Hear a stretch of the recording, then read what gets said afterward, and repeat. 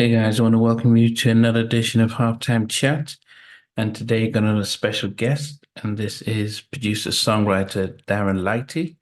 Um, for some of you old school, you might remember the group The Flex. They were signed to Marley Marl, and they featured heavily with Okoye, like "Around the Way Girl."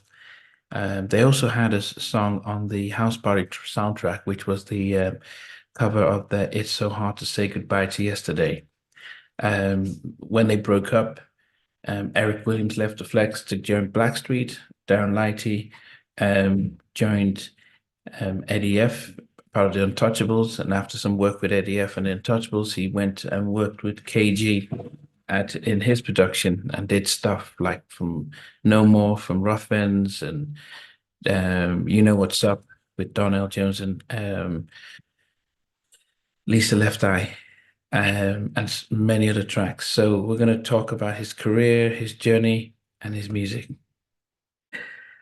How's it going? Great. How you pronounce your name? Nnamdi. Nnamdi. Okay. Yes. Okay. Nice to meet you, Nnamdi. Nice to meet you, Darren. Yeah, no, we can go ahead and start. Yes. Um, so Darren, I'm about out here in England, but we've got an international audience, so we always start off by trying to find out where our guest sort of was born and raised, so we can sort of map out where you're from. Okay. Well, I was born in Paterson, New Jersey, but I Okay. was raised primarily in the South, county called Hampton County, town of Estill and Furman, and then my father lived in North Carolina, military town, Jacksonville, North Carolina. So Okay. I bounced back and forth between Jacksonville and South Carolina school wise, and then I moved back to Paterson after I graduated, Okay. where I was born. So I've had a number of guests who have come out of Paterson, New Jersey. Um, the guys from Rift, Nitty Green, and guys from Rift. Omar, Okay. Omar, Um, yeah, I've had Eric Williams coming out of Paterson. partner. Um, Started out with him. yeah, Chancey, and I think even I think Levi said he came out from New Jersey, and I'm Levi, thinking, yeah. So it seems Image of Truth. Him, Kent Lawrence, and I think the lead singer was a young lady named Lisa. But anyway, yeah, yeah, okay. yeah. So from growing up, did you know these guys when you were Nah, I didn't meet any of these guys until I moved back to Paterson in '89. okay? So when you were growing up and moved to the South, what were you into? Were you into sports or music, or what No, did you? well, yeah, I played football. And couldn't make the basketball team, but I could play football. Okay. Um, but I played for my high school chorus, but I used to play with a guy named Will Solomon. I played for his church, and he used to play the guitar, and I showed him a little bit of what I knew, and he just took off. And so me and him in high school, we did all the talent shows. We used to play it during the breaks for the basketball games. We played a lot of people's weddings, and then we played with a group we were in called the Young Boys of Vestal, where Miss Dawkins, she was the primary keyboard player. Ooh, she was bad. We just be looking over her shoulder like, you just want to play this? Yeah, okay. But Uh, yeah. were you singing as well or just playing? I lent my ear to a little bit of vocals. You know, I am nothing like my brother and Eric, but I could fit in to make sure when Around the Way Girl came on and we had to do it a cappella, I was all right. Okay, so you mentioned your brother. How many of you in your family growing up? I have two brothers and one sister with the same set of parents, and then I have two sisters and a brother on my father's side. Yeah. Okay, so when you moved to the South, it was just your brother and your sister that went with you. What do you mean? No, when you mentioned you moved from New Jersey to the South, so who was in the family that kind of Oh, that moved? was a whole family, man. We had to be about five or six. We, you know, that's Wow. That was the all parents together, and my two brothers and my sister. We moved as a unit. We went south. And was everyone into music as well? Well, my father, he didn't teach my sister primarily, but me and my two brothers, he taught us. He taught us how to play, and he taught us how to sing. As a matter of fact, he used to take us to talent shows when we were younger. And then I've got an audio clip of I was just playing it for my mother the other day. A guy that owned the studio in Savannah sent it to us, where my father was singing with my brother, and my brother was 5 years old, and Wow. they were in the studio. And my father used to stand Cliff up, and I mean, you name it, he wasn't shy. He was saying, so he put it in us. And he taught me primarily most of the playing part. Yeah. So that's what I picked up on. Is Cliff older than you? Or? Yes, Cliff is older than me. Okay. The Irish twins, as they say it. Okay. We're 11 months and 12 days apart. Okay. My So dad wasn't playing. so he was the main singer, then you played. But when you met up with when you're in high school, you didn't meet up. You weren't playing or singing with Cliff. It was just yourself and your friend. No, we sung. We sung in Young Voices Festival. Matter of fact, we had a group together that was a spinoff from the Young Voices Festival called Genesis. It was me, my brother Cliff, the guy I said Solomon, I told you, me and him did all the talent shows together. A guy named Michael Dawkins, who did a lot of stuff with uh, what's his name, Donell Lawrence, the gospel singer. Okay. I think that's his name, and Lydell Mungeon. And we had a group called Genesis, so we would do programs and sing with the Young Boys of Vestal, and then we put our names down on the program to do a solo, and then we would sing as a group. Oh my goodness.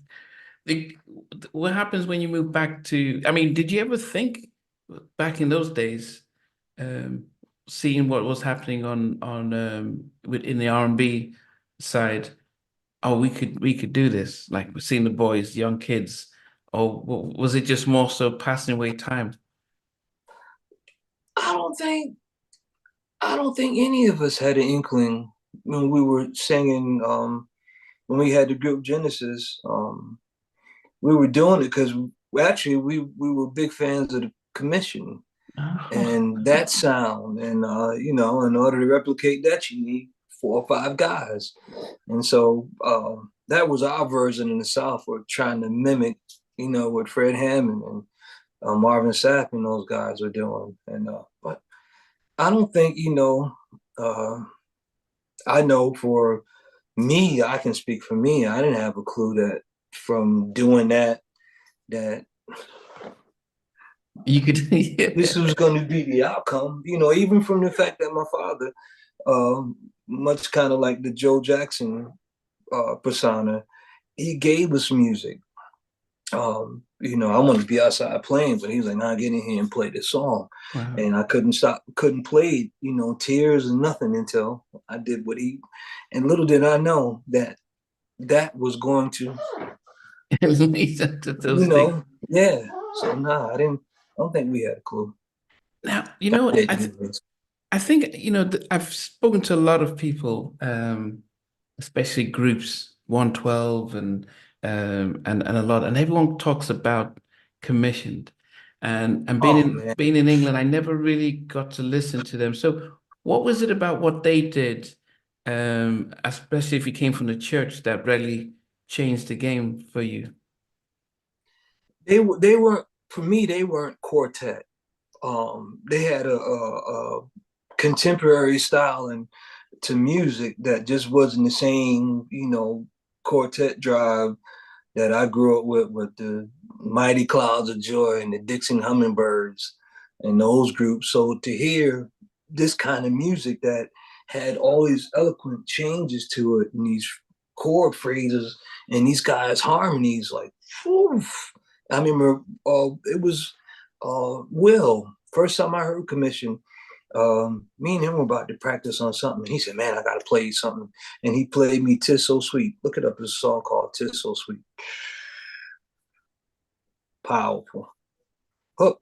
Been a fan ever since.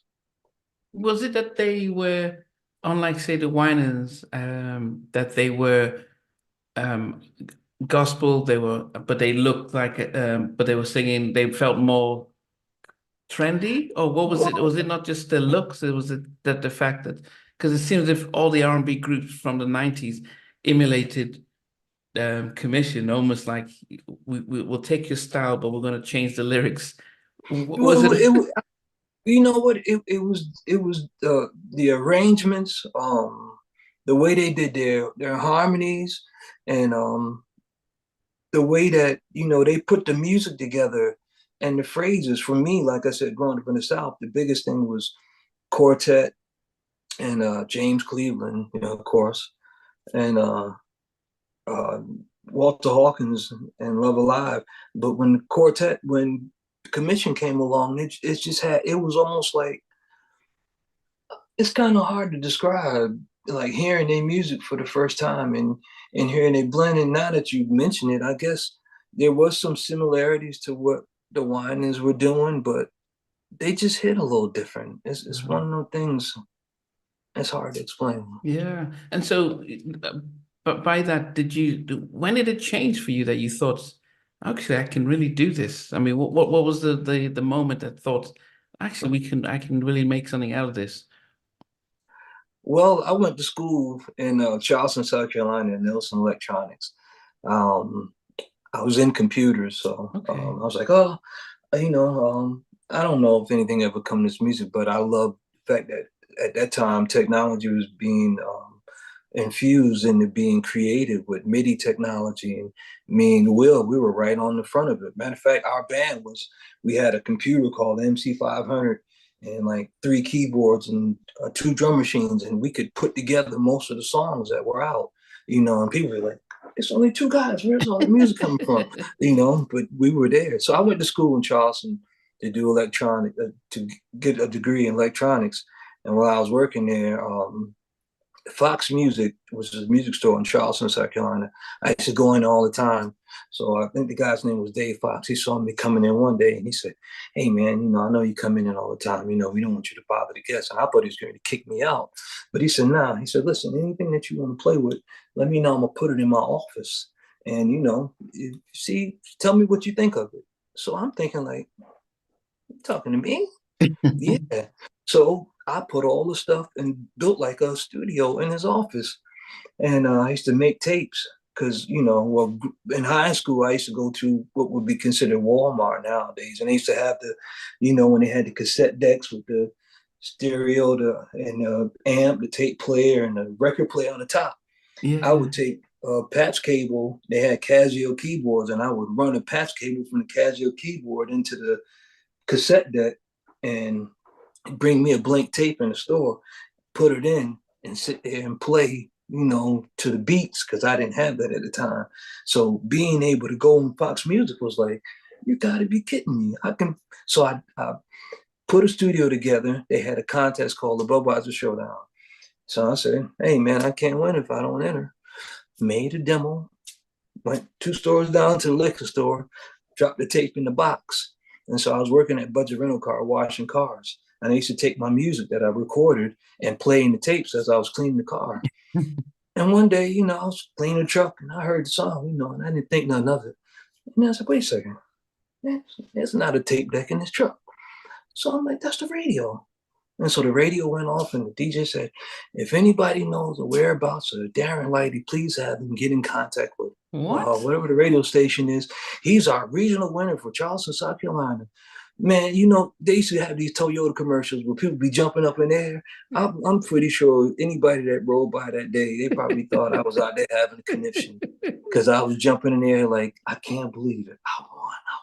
So when I won that contest, I was like, my father moved back to Paterson, New Jersey, and I told my mother, I said, I'll never know what this music thing could be. The fact that I won this contest in a town where I didn't grow up at and didn't know anybody, and they had all these people who just know lyrics. It was just my music. Wow. I was like, wow. So I went back to Jersey. Was it an option?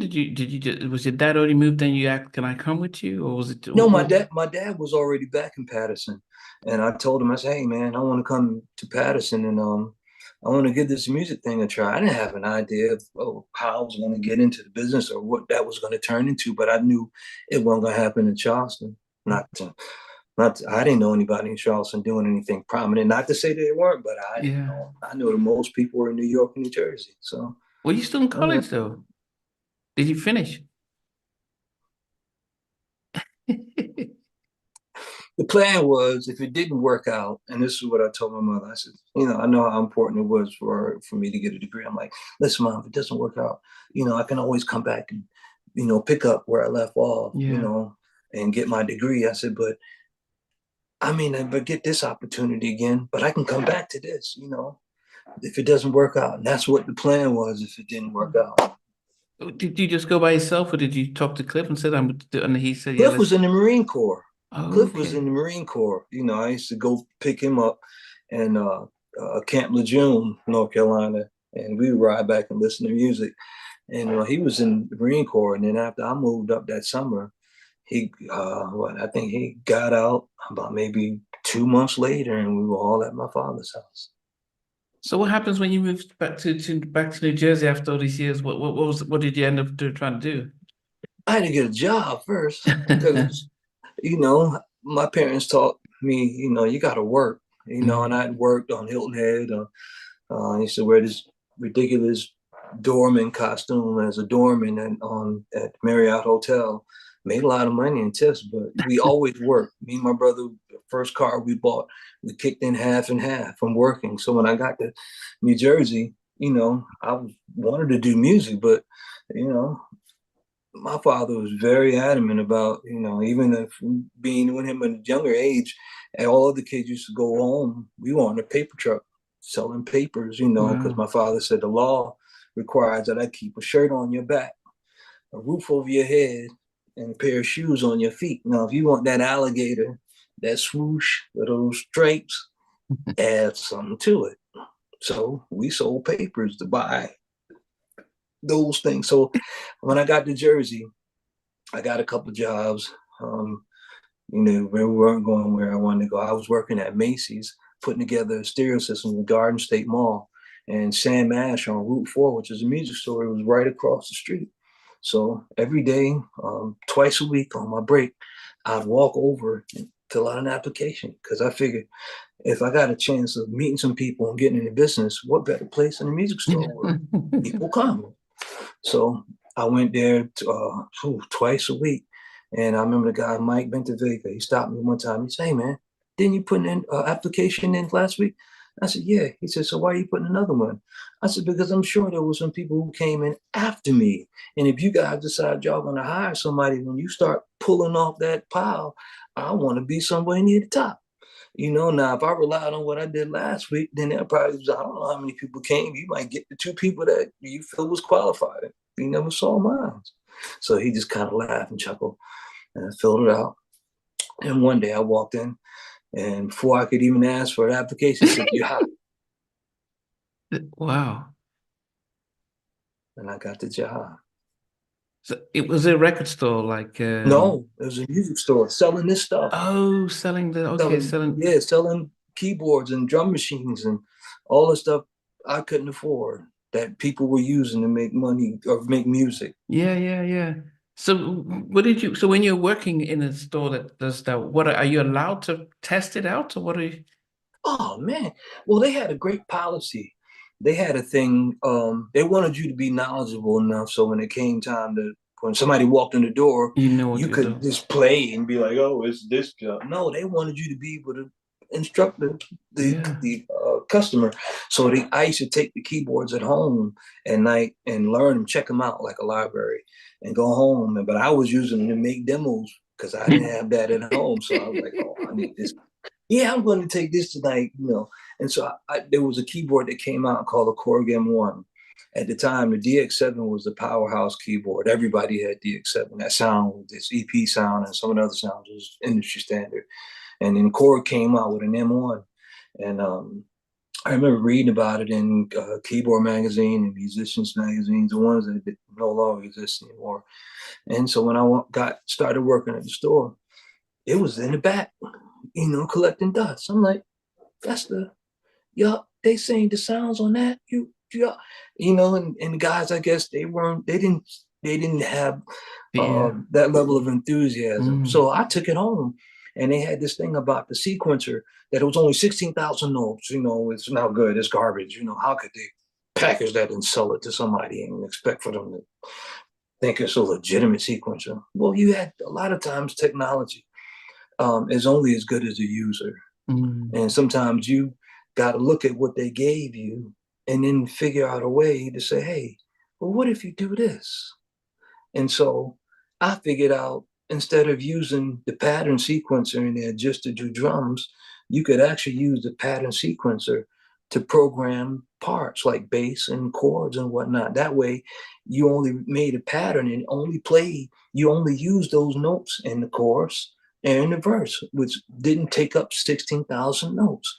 So I made I had a memory card. I did like a 3-song demo and put it on a memory card, cleaned it up and put it in the front. And everybody would come in the store and say, yeah, I heard about this song. It's garbage. And I'm like, oh, yeah.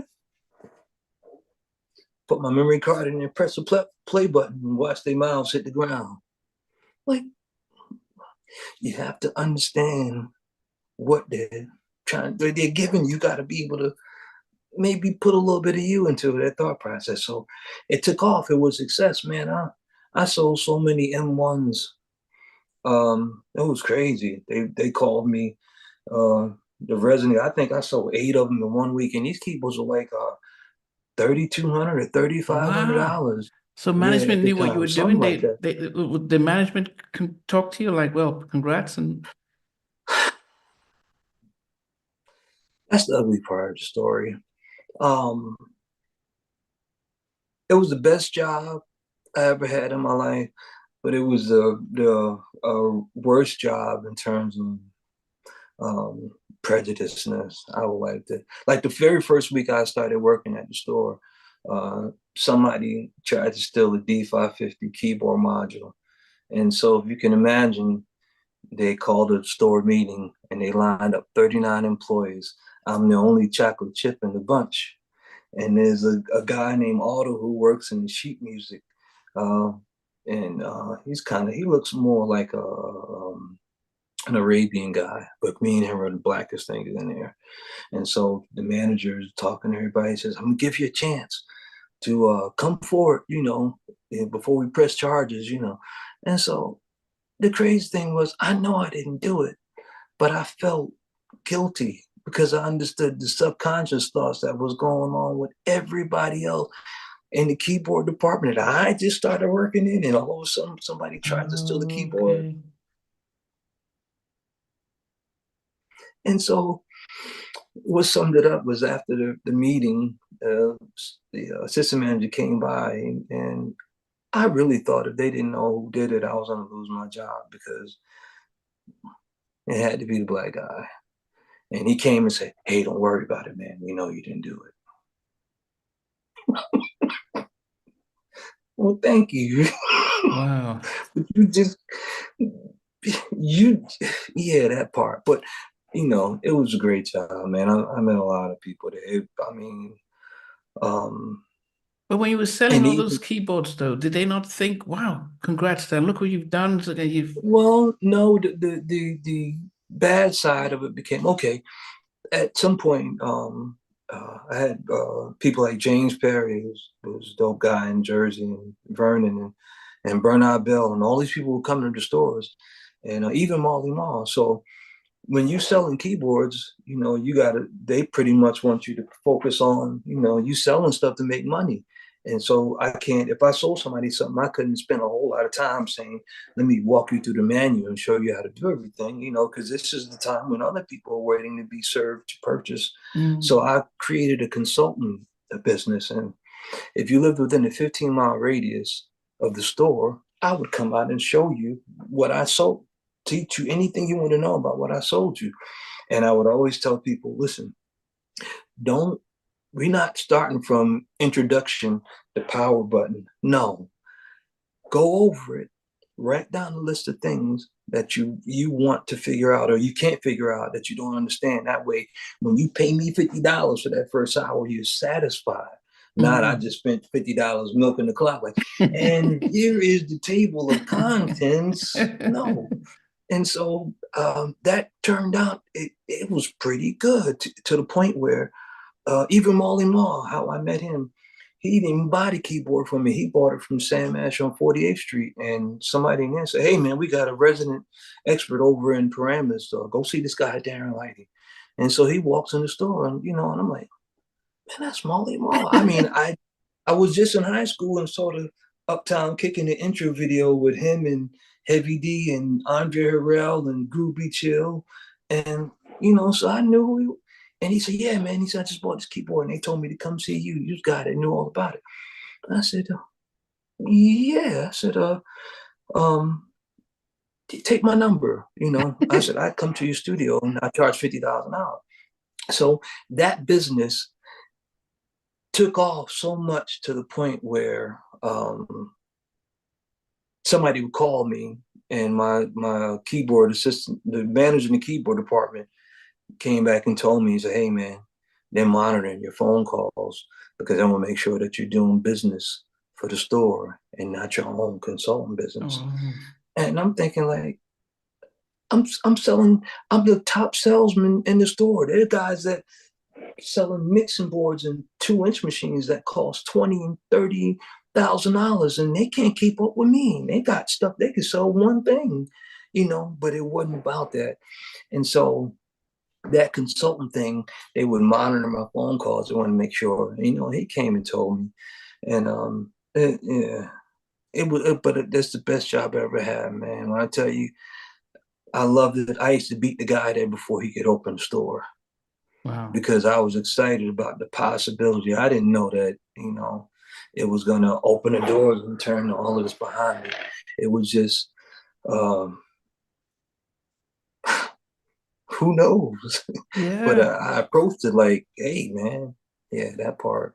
But then how did was it Marley then when you went to his studio, what was it? I think I heard him in an interview say that that you knew the stuff so well that he had to bring you on board. But what was the story?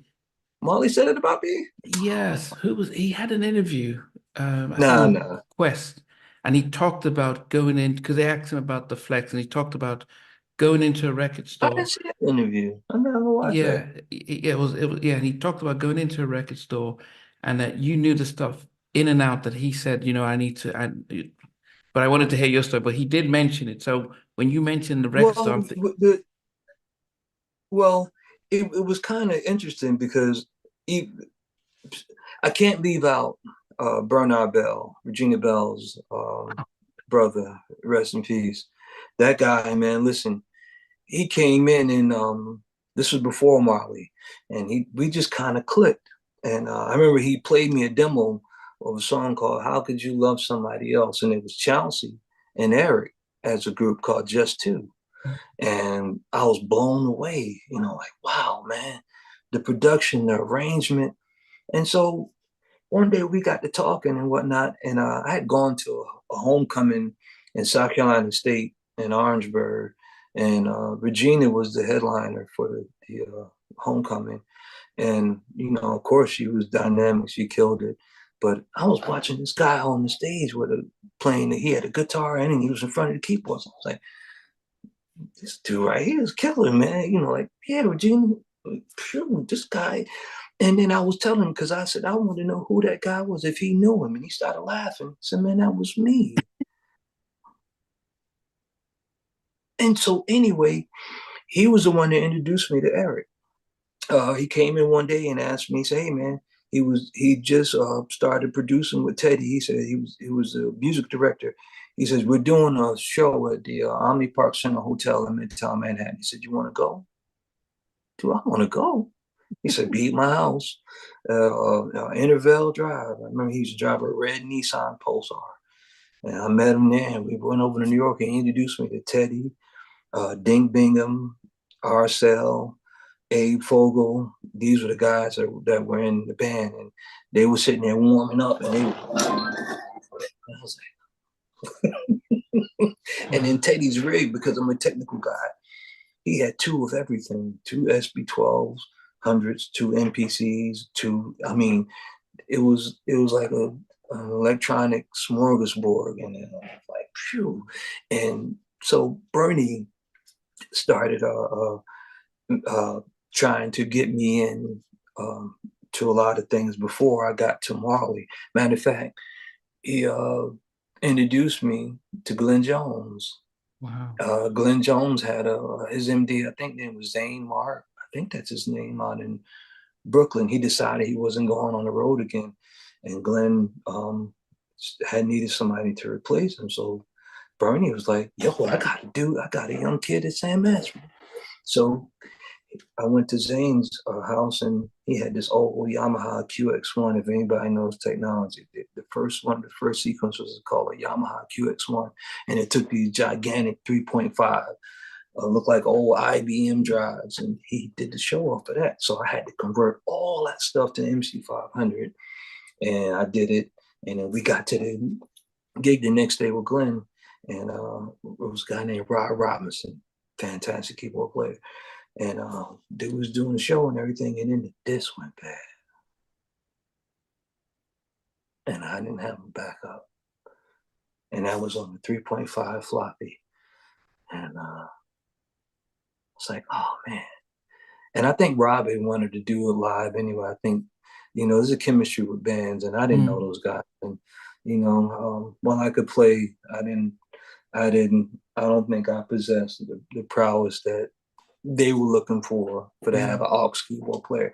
And it just conveniently, they had a guy from Philadelphia named Nicky. I can't remember Nicky's last name. And he was on spot. And when the disc went bad, he said, let Nick get in there and jump the part, play the part. Nick jumped in there. And I was off the satellite. Lost your chance. And Cliff, I was bringing Cliff along because I was like, hey, man, if you call me and tote some of this equipment, whatever, I might be like, hey, man, I got a roadie dude. And I remember saying to Cliff, like, it ain't looking good. I said, but anyway, so I didn't get the gig, but I ended up meeting Miss Louise West, who wasn't my attorney then. She was Glenn Jones' attorney. And they said, hey, I didn't quit my job and whatnot. They said, we can't just, not use him and not compensate him. So I went to Miss Louise's office, and she gave me a parting check, a severance pay, as they call it in the corporate world. And I got to meet her. But so Bernie was the one who was really, trying to, move me around in the business. Levi was a customer of mine, so he had a group called Image of Truth, and it was him and Kent, and they used to perform. Not Zanzibar. Oh man, what was the name of that club in front of the Pathmark? People from Patterson listen, they'll know. There used to be a club in front of the grocery store that everybody went to, and Kent and Levi used to perform there all the time with a guy named Hunter Hayes, who was a saxophonist, recording artist. So yeah, between them and then CC Rogers. I don't know if you heard of CC Rogers. No. Oh man, big house music guy. I didn't get into house music until I moved back to Patterson, and CC used to come through all the time. As a matter of fact, I did my first live show with him and the Boyz at Newark Symphony Hall, and he just kind of took me under my wing and was showing me stuff. Man, he was great brother, fabulous musician. They'd all went to Berkeley. Berkeley was the school to go to for music. But CC, and I met Guy Vaughn and Cedric Guy, James Perry and Vernon Crow. These are all the great people in North Jersey area. Greg Thomas, who lived in Patterson where I lived at, man, this guy come in and he started playing the piano, and I'm like, yeah. I mean, it's amazing that you mentioned Bernard Bell, because most of us who are big Teddy fans always know that Bernard wrote Kissing Game and Do Me Right and Remember the Time. So we know, we've always known Bernard, even the stuff he did with the Winans and him, the chemistry with him and Teddy. But everyone who talks about Bernard talks about how much he was a very giving person when it comes to creating opportunity, because Eric talks about how Bernard was there choir Yeah. director and stuff. Yeah, matter of fact, I missed the opportunity of having a song with George Benson because we miscommunicated. I'd given Bernie a song, some of my music, and oftentimes, he may listen to it, and it was something that he thought, like, yeah, man, D, this is good, but you should have done this. And I was like, hey, man, by all means, because the guy, his production skills on Glenn Jones and the stuff he done with Teddy, I'm a fan. Like, I want to be a part of something with your name on it. But I had done the song on Nicole Ray called "I'm Looking." It was that track, and I got a call from Lisa Tate. She was at Warner Chapel at the time, and Angelique Miles, I think. Yeah, Lisa and Angel. And they said, hey, Bernie turned in the song. He just wanted to make sure, we had your credits right. I said, what song? And so I said, I didn't hear it. So I went by B's house. I said, hey, man, they said you turned in the song, for George Benson. I said, which one was it? And he played the track. I said, oh, man. I said, I did that song with Nicole Ray. He said, nah, D. I said, yeah, man, why you didn't tell me? I said, and they get ready to put it out as a single. So it's not even like an album tune. And he was like, oh, D, man, George Benson, they love the track, man. I said, I do too, but you didn't tell me. And now I'm on the hook with these people with Nicole Ray. And Nicole Ray did a great job on it. It was just that. But yeah, I had to be a man of my word, and I had to do it with Nicole, even though, not no slight on her, because I've loved working with her and other things I've done with her. But yeah, George Benson had fallen in love with the same Oh idea. goodness. Yeah. So then what happens when, Bernard, I mean, what was it like meeting Teddy? Because you must have known him from stuff he did with Guy and all the production. So Yeah, when you that's first all. met It him, was just the groove me guy. Like, this is the guy that, that got this new sound that, his drums was like all of hip. I didn't know that he cut his teeth. I didn't know he did the show with Dougie Fresh. yeah, I yeah, didn't yeah, know yeah. he was the guy behind Kumo D, Kumo D, yeah, yeah, yeah. and so all I knew was Guy grew me. So when all of the hip hop heads was like, "Oh man, his drum sounds and how he was mixing," like, phew, I loved the musical fact of the guy and how he played, and what he was doing, and it was crazy. And I think at the time when he came out, Stanley Brown had just did the record with Run DMC, and they had somewhat similar styles in terms of their runs, like when they do their leads. And yeah, man, them two guys, man. But yeah, when I met him, he was cool. I'm Bernard Bell's man, so he ain't throw me no shade. Yeah, yeah, yeah, yeah. But he must have been young too. Yeah, well, if I was what, 19, um, I forgot how old Bernie is. And older, I know he's a few years older than me. I think he's like maybe 4 or 5 years older than me. So Okay. yeah, they were in their 20s. Yeah. Okay. So, Oh, but back to Marley. yeah. So I mean, what happened? So it didn't So work out with, he introduced you to no, Eric, but there was no like nothing serious happening. well, no, he didn't introduce me to Eric first. He played me the tape with Eric Okay. on it and told me who he was. Um, when Marley came to the store, Marley said, "Hey man, I want you to show me how to use this keyboard I just bought." They said, "You're the guy." And so I told him about my consulting thing, and he booked a session. And so I went to his house, and oh man, I sat there for about 3 hours. You know how hard time it was back then. But I'm like, I could go home, but man, this is Marley Marl. If I gotta wait for somebody, I'm going home to do what? In Living Color hadn't come out yet, so it wasn't nothing exciting on the TV on Sunday. So I sat there, but while I was waiting, his wife at the time, Eunice, had let me into the studio. So I know my way around. I flipped a few switches, put the keyboard up, and was working on an idea. So when he walks through the door, I could save some time by showing him, okay, I already pre-recorded this, but this is. And so he walked through the door and he said, "Hey, man, I apologize for being late. They were shooting the video Self-Destruction that day." And he said, "Yeah, man, they kept the song set longer." And I was like, "Oh, okay, no problem." But he said, "Hey, man, what's that playing?" I said, "Oh, it was just something that I put together so I could show you how to use keyboard when you came in." And he said, yo, he said, Force MDs are looking for music, for their next album. He said, yo, you want to submit it? You asking me? And ironically, it became the title cut to their last album called Step to Me. So me and Marley just kind of hit it off, and I think we did Girls They Love Me. That was the first time I met Heavy D. And Oh, yeah, did he? I did the remix for Marley, and And Heavy came to the studio. oh, Heavy. Okay, how was it like meeting Heavy? Well, I'm an inside groupie. An inside groupie pays respect, but they don't be falling all over themselves. But inside, I'm like, wow, I was just watching these guys eating Captain Crunch cereal just a year ago, and I'm in the same room. Wow, thank you, Lord. And so I met Heavy, Swan, I met Biz, Kane. I didn't work on Kane's projects with him. I worked on Craig G's project with him. Um, and so we did, I think, Jingling Babies by LL Cool J.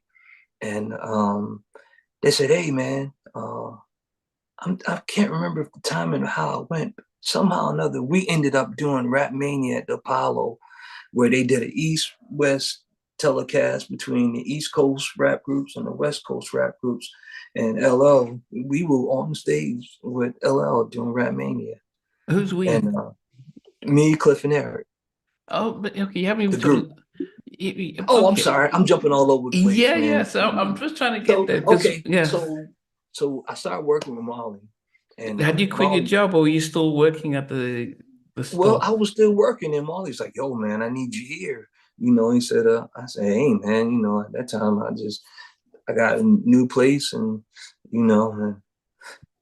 I can't, I got to make sure I got make that money. This is how I'm driving this car to get. So he said, oh, man, how much you need, So I said, I guess if I had like $1,400 a month, I could be like here every day.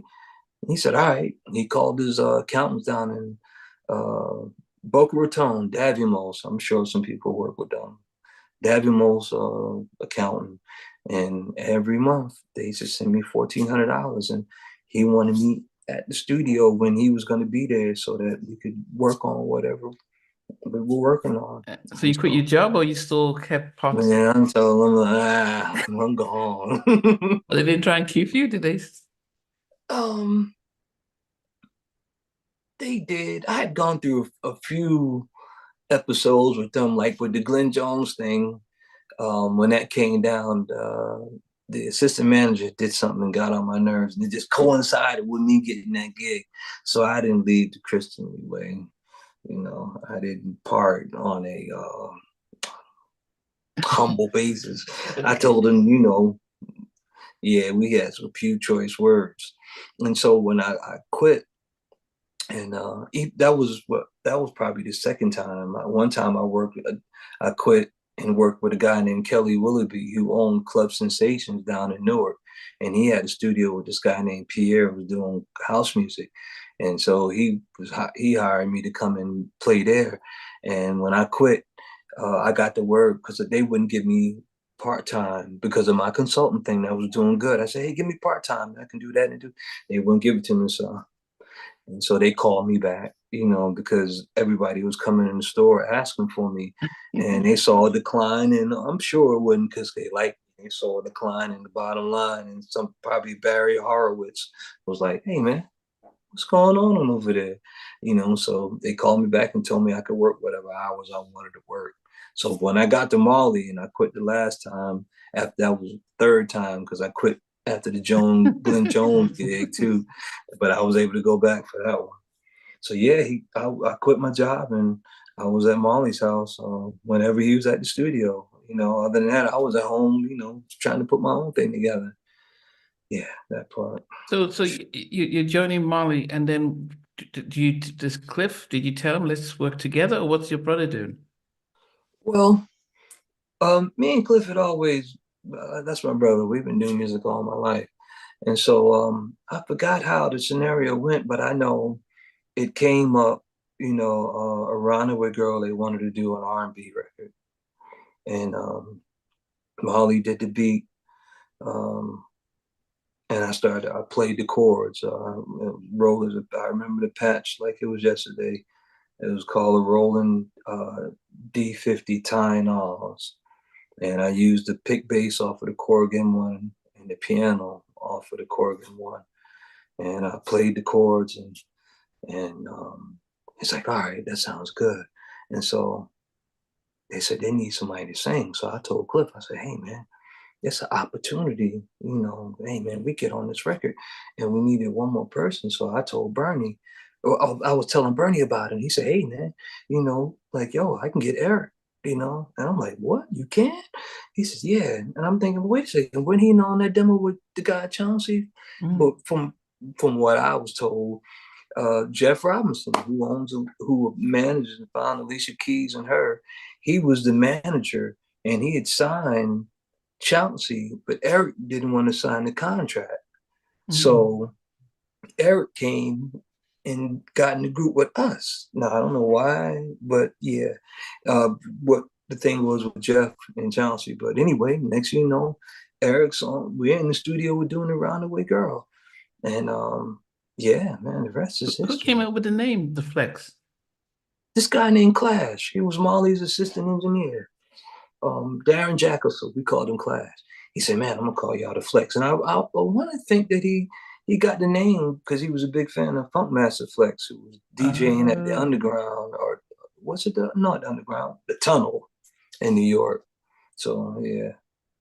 Yeah, so Clash, it was the name. Were you guys supposed to be a group, the three of you, or was it just for that track? Or what was it? Well, once a Runaway Girl hit, it was like, yeah, we're gonna do the group thing. And it just kind of clicked. And then they wanted us. I think the thing that really pushed it all together, LL wanted to do the show live. From what I can remember. And he said, hey, we're doing David Letterman, Oh, yeah, I've seen the video. Yeah, have the guys come down there, So I had never been, well, I did. I was on Parade of Stars, me and my little brothers in Augusta, Georgia with my father doing the gospel stuff, but I had never been on TV. So I was like, man, you mean Paul Schaefer and his band and all these guys? And Molly was on the MPC with the turntables. And I remember Paul Schaefer, there was a alien sign and a lot of UFO sample that everybody used to use that it was even actually on Molly used it on the TLC songs that we did. But anyway, he figured out the three tones to create that effect on the organ. And I'm sitting here looking at this guy like, so he played that. I played the keys, and then the bass guy played the bass, and the drummer did kick in Molly. And so we did it live. And I was a little apprehensive because I started the show off singing. Yeah, that was you. Okay, because I've seen the video with somebody on the keyboard singing, and then LL does his stuff, and then I think even Eric, you guys are dancing, so you're the one that started singing. Okay, I'm the guy in the back on the keyboards, with what my grandmother calls the hobo clothes. Okay. So anyway, we did that. But sidebar note, when we did that David Letterman show and it came out good, we went to church the next day. And my grandmother, who was a great gospel singer, and my father being a church musician. So, of course, the pastor recognized us and everything. Yeah, those guys, they go a long way. And so we used to always go to my grandmother's house after church on Sundays and have dinner. My and Annie would cook, rest her soul, and we would talk about whatever family stuff. So, me and Cliff went over that day thinking like, yeah, man, we're going to be the talk of the family. We were on Letterman last night, and everybody saw it. Man, we walked through the door. My grandmother said, don't y'all ever embarrass me like that again on national TV. I said, I'm thinking, what happened? I'm thinking when Cliff was dancing, did he adjust himself or something like Mike? And because I'm trying to figure out what part was. And she said, "You mean to tell me all that money that guy got in that record company got, and they gonna put y'all in there in some coveralls hanging down? They couldn't put y'all in some suits." Yeah. And I'm thinking like, Yeah. Grandma, we were on this is cultural trend that was, and you worrying about. My father said, he said, Don't just yeah, yeah. but I Yeah. always thought that was crazy, Yeah. But she had her thing. But what was it like actually? Because yeah, it was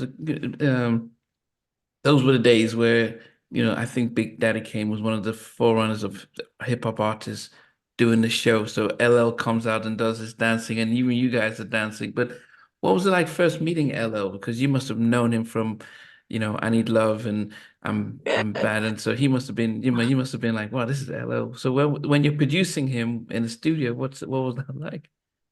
Once again, the inside groupie, where you're like, wow, man, this is the Rock the Bells, I Need Love guy. Yeah. And we're in the studio with him first, and he was cool. Interestingly enough, I remember we were working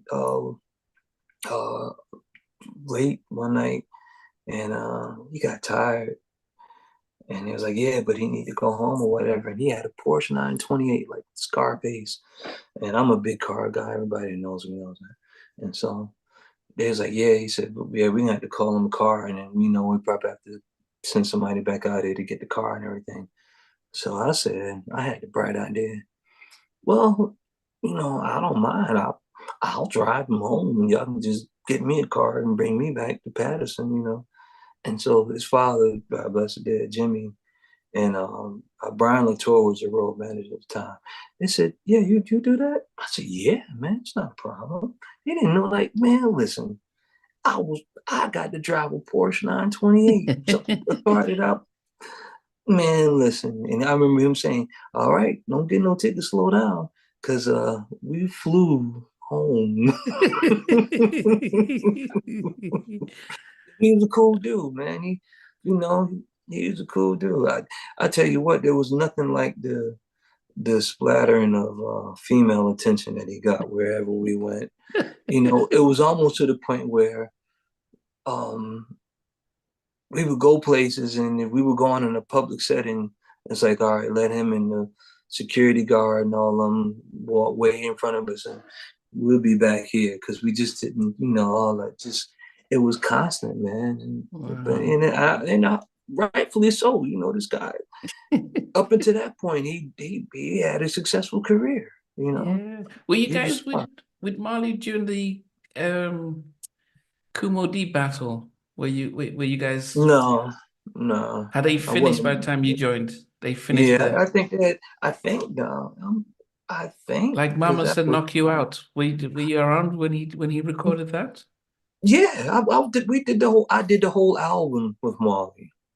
Though it wasn't just a Runaway Girl. I was the resident keyboard guy. Whatever, me and another guy named Andre Booth. I don't know how much Andre did. He was another talented guy from Queens, New York that Marley worked with before he started working with me. How so when you're producing alongside Marley, what does he do? Does he come up with the beat and then you fill it in, or? Well, here's how I cut my teeth being a music guy. Um, Hip hop has always been a culmination of different rhythm ideas that people would hear in music, and they would kind of put loops and stuff together. And early on, some guys, but not most, never paid attention to whether or not the loops were in the same key or the pitch was the same. So this is where I came in.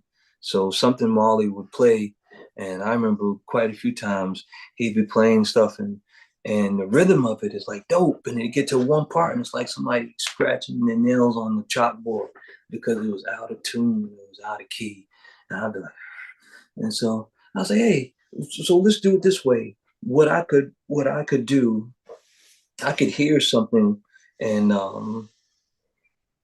wouldn't play the same thing, but I would play the feel of it by changing the chord structure or changing how the melody rolled down. And it wasn't the same chords, but it was the same groove or same feel.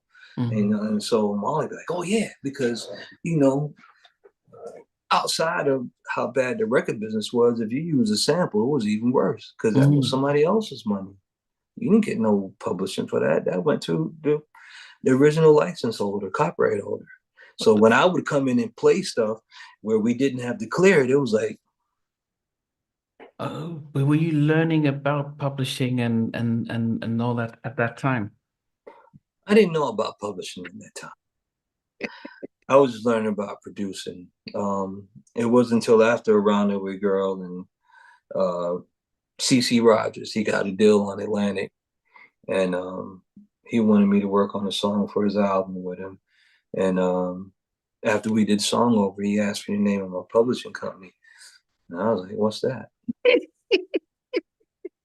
And he said, yeah. He said, when you create music, there's a publishing company and you're a writer. And he went to the whole spiel, So I had been thinking, well, me and Marley, we never had these conversations, but I'm pretty sure whatever it is, it's nothing. Well, that's the part of the business that I come to understand because it wasn't unique to him. The format was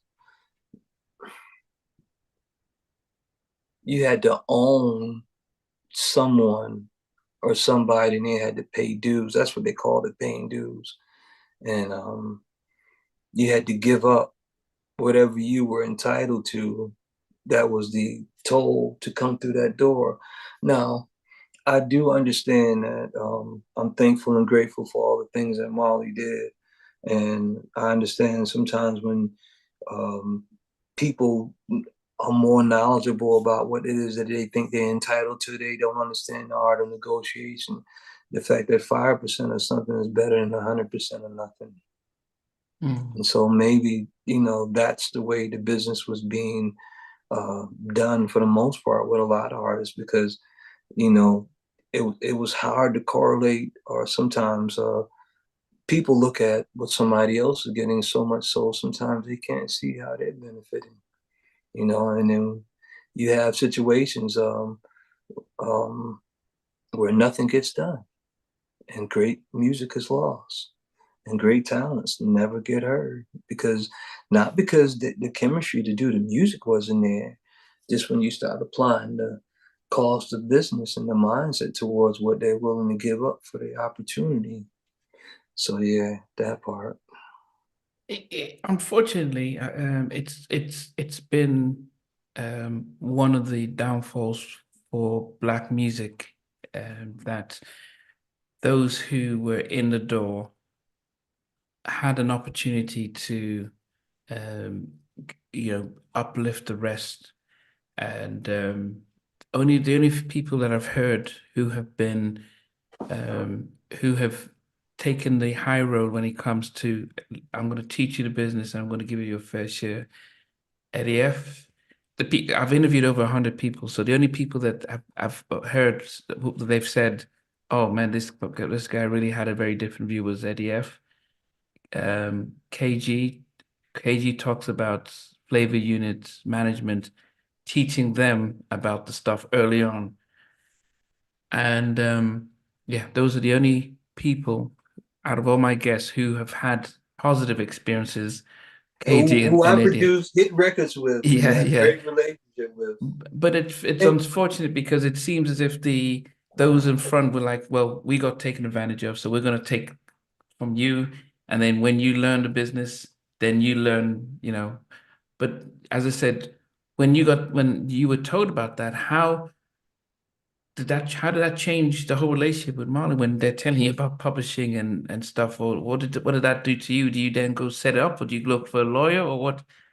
well, no. My eyes open, so to speak, because I was and see, and I think it's I have to take responsibility in the role that I played.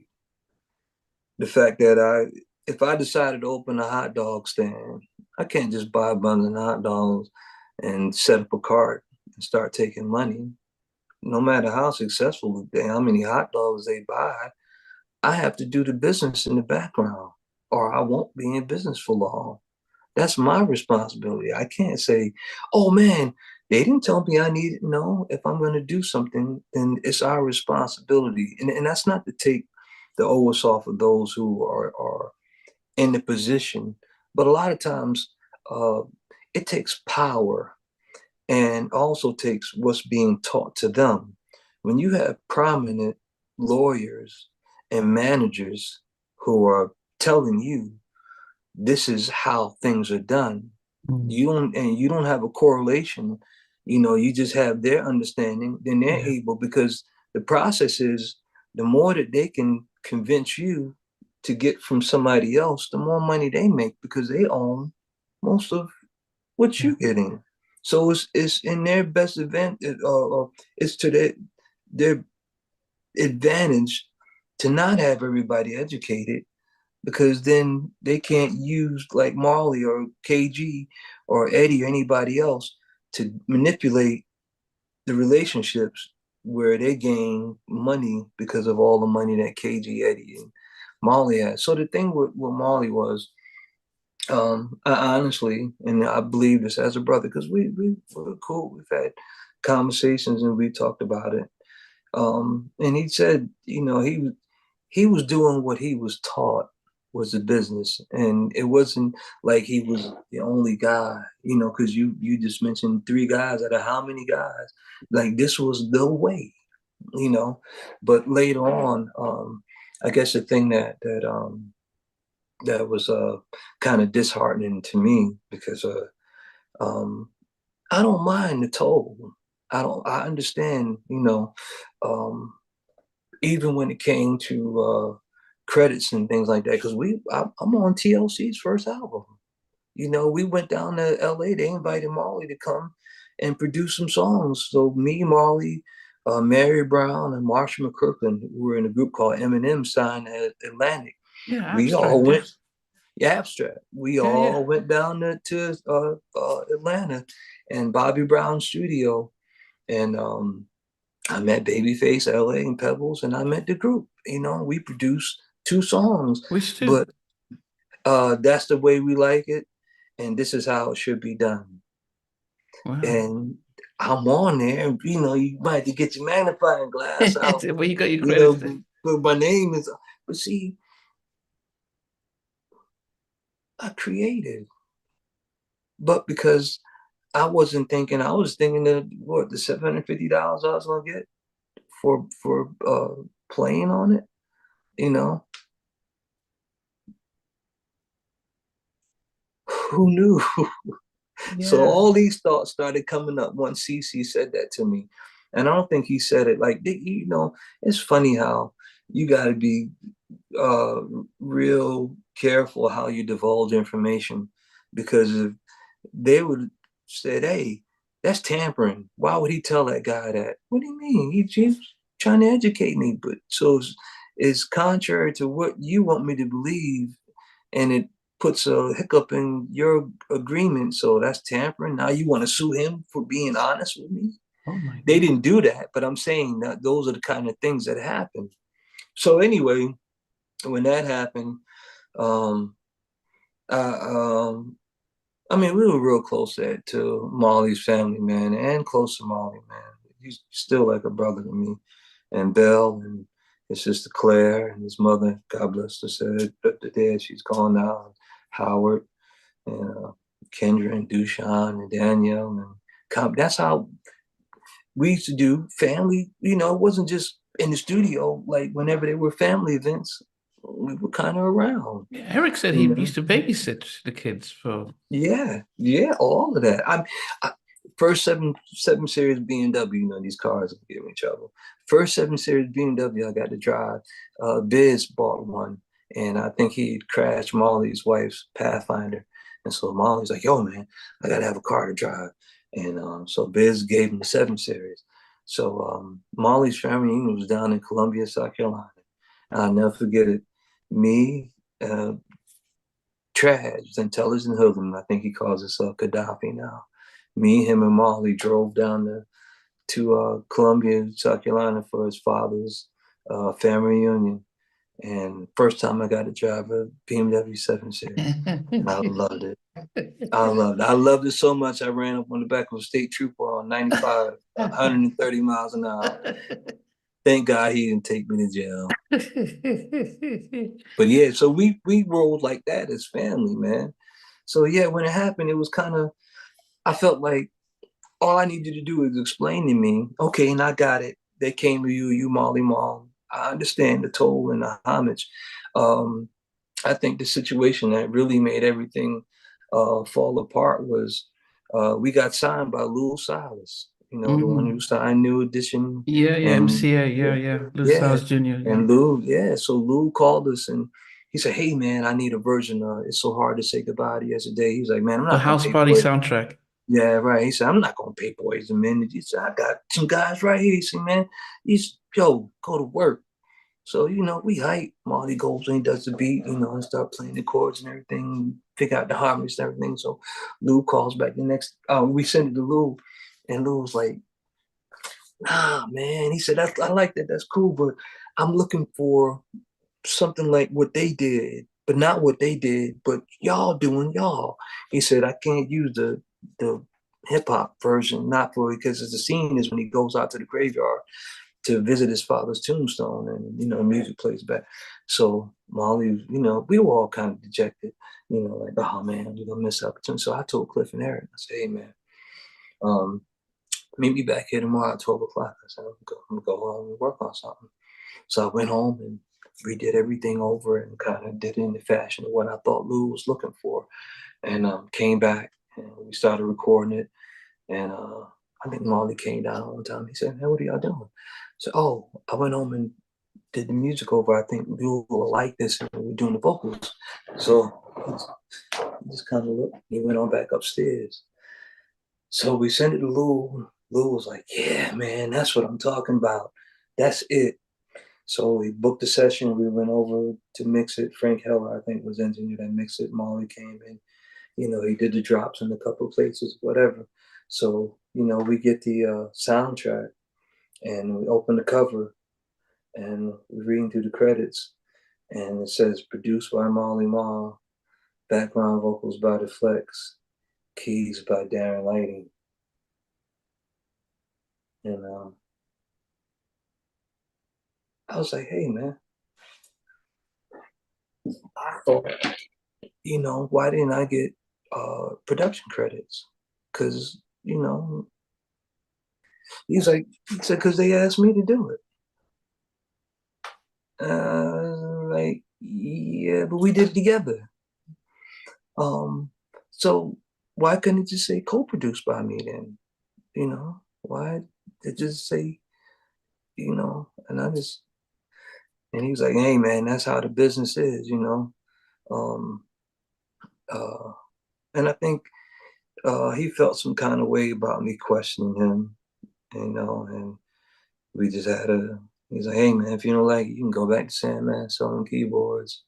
And I kind of thought like, wow, that's all I mean at this point after all that success we've had. And I was thinking from the perspective, if we had a disagreement or we had a misunderstanding, we would work to save the relationship, and not let the business be the thing that, but yeah, that was my first lesson, not in this business, so things just kind of fell apart. I know Eric said that for him it was the contract that Marley wanted you guys to That's sign that he said, and he also felt like, wait a minute, I'm babysitting your kids with family, and all of a sudden you're signing a contract that was harder for him because he was talking about his own. That was like, wait a minute, we're family, and you're doing us like this, and he and yeah, um, and go not for ahead. nothing. And I need to say this. It was a tough period. It was a tough time, but in no way am I not grateful for the opportunity. Yeah. In no way do I think any less of him as a great producer and a musician. You know, the only thing that I wish I would have been given is the opportunity to understand what the cost was. Doesn't say I wouldn't pay it, as long as I knew what the cost was. It's like anything else, you know. You have to give a person, I believe, you have to give them the opportunity to decide if 5% of something is better than 100% of nothing. Everybody's not going to look at that way, but at least give them that right. Mm.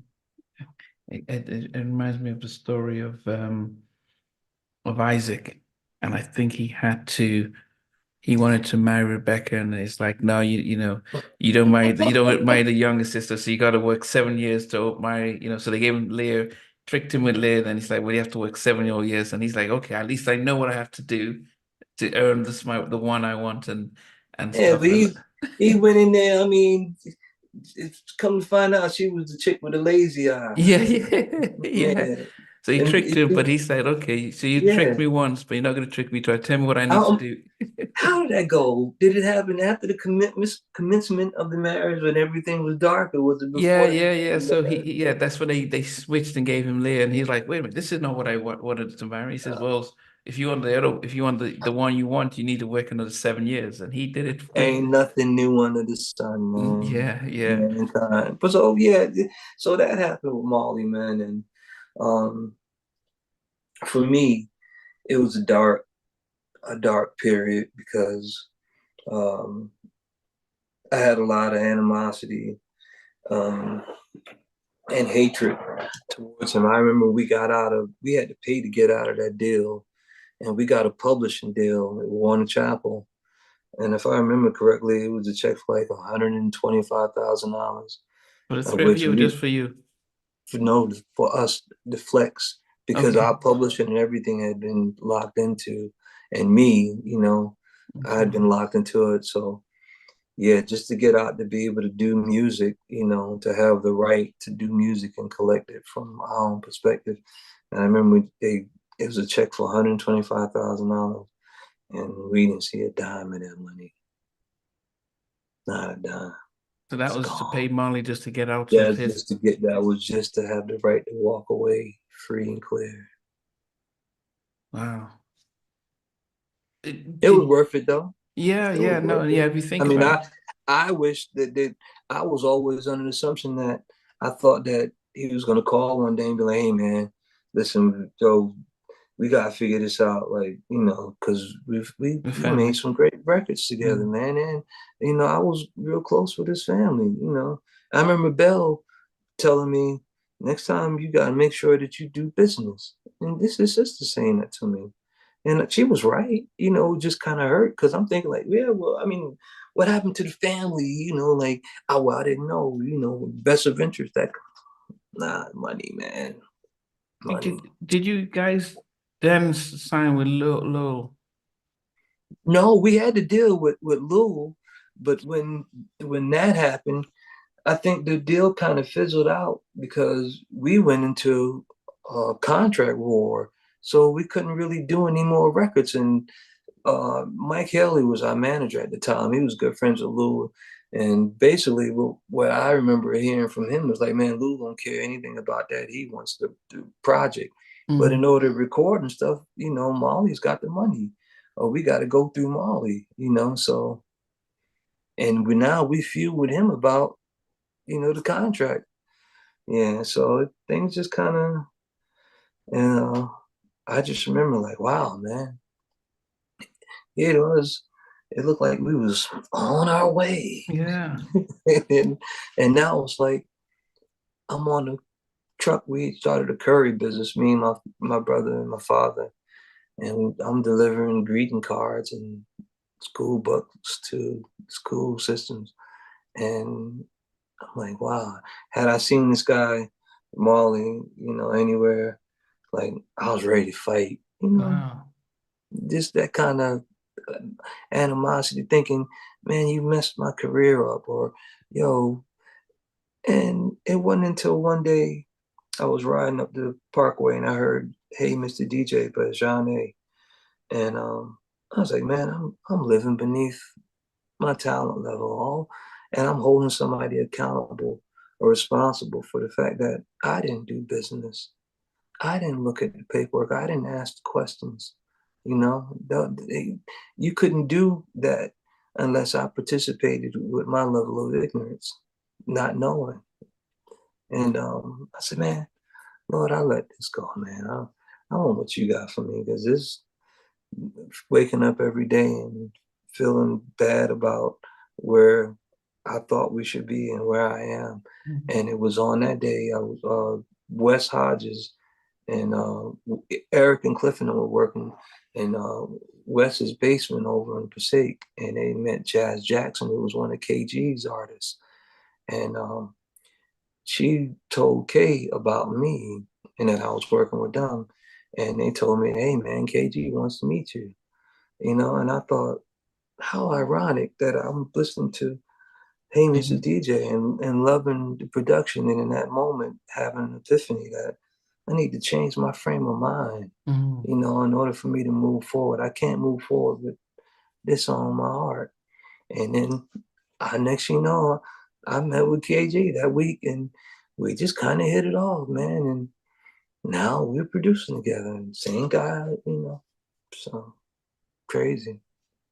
So by the time you meet up with KG, had you gotten your publishing sort of sorted out, so you kind of understood Yeah, what you... we had a deal at Warner Chapel then, releasing Okay. tape. Jocelyn Cooper had just left, and Angelique Miles came in and took over. So we had a publishing deal at Warner Chapel. And so I'm sure you're a lot more smarter when you're meeting up with KG. Are you like, okay, so am I, what's going on here? Or was he more open about, hey, Yeah, this is... nah, K was straight up. As a matter of fact, we at that time I remember the elephant, or should I say the big controversial thing. Okay, when you use a sample, it gets cleared, and whoever owns it takes most of what percentage of publishing. So let's say if somebody took 100% of the publishing on the music side, the writer still gets their publishing and writing. So me and Kay was like, that's not fair. How is it that you guys are benefiting from the popularity of that sample and that music, but you're not in none of the costs? So we pay the toll, and you guys get publishing, and y'all get to move on, and and y'all say, hey man, y'all shouldn't use the sample. Well, yeah, but you like the sample too, and the sample influenced what you wrote, and the sample is also going to help what you wrote be more attractive to the ear. So we use the sample, not us. So it became a thing where, listen, if we use a sample, we're all gonna pay for the use of it. If not, then we're not gonna use that record for you. I don't care how dope your lyrics and how dope the song is. Take your lyrics and put them on something else, or do something else, Because, and I honestly, I agree with him, because I thought, we're benefiting. We're all in this together collectively. Yeah. If we want to see us win, and you like what we did, and using that in order to make it inspirational for what you wrote. So that's how we did with the artists. Oh, so the artist would be like, well, we're going to keep our lyrics part of No, it. no. They are pretty much. Here's the thing. I believe everything sometimes is just a conversation to gain understanding. But you can't run from the fact that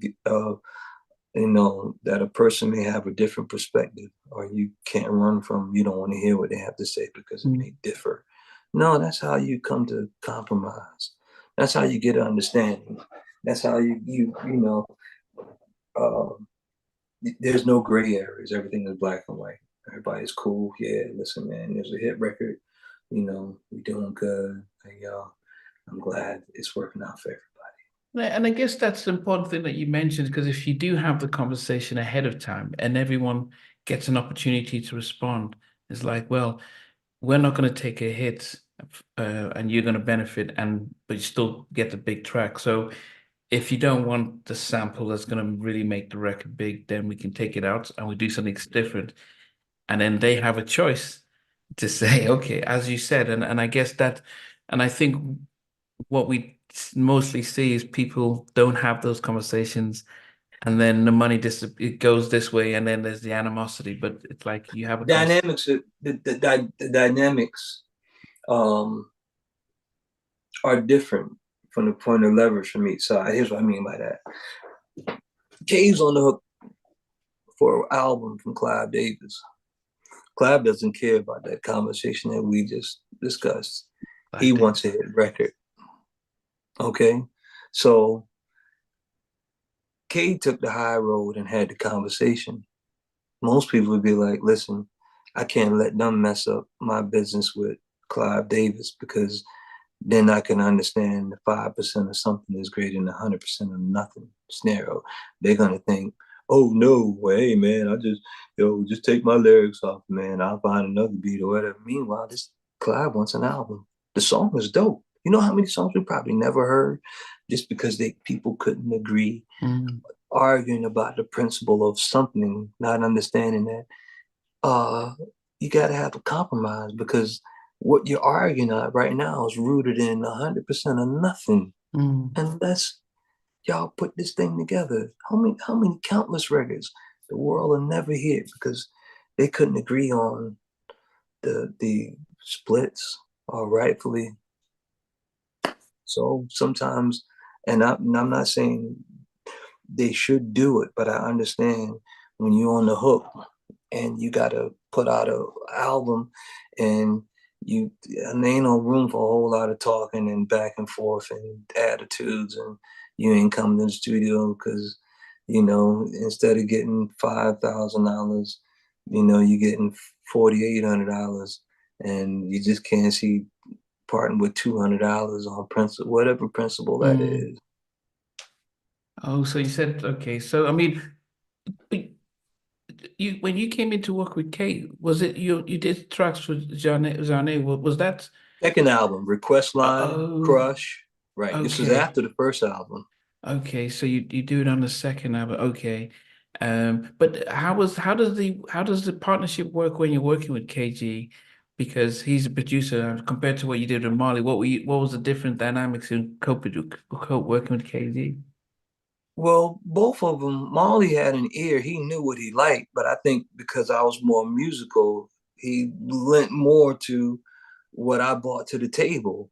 KG, having had some excellent musicians around him and grew up listening to all these records, he had more of an ear. The thing that I loved about K, I think I said this to him the other day. We was having a conversation, just talking about, because I'm doing an independent label myself and music thing, and I said, man, I can respect the fact that he had all these groups and he had a vision for every last one of them.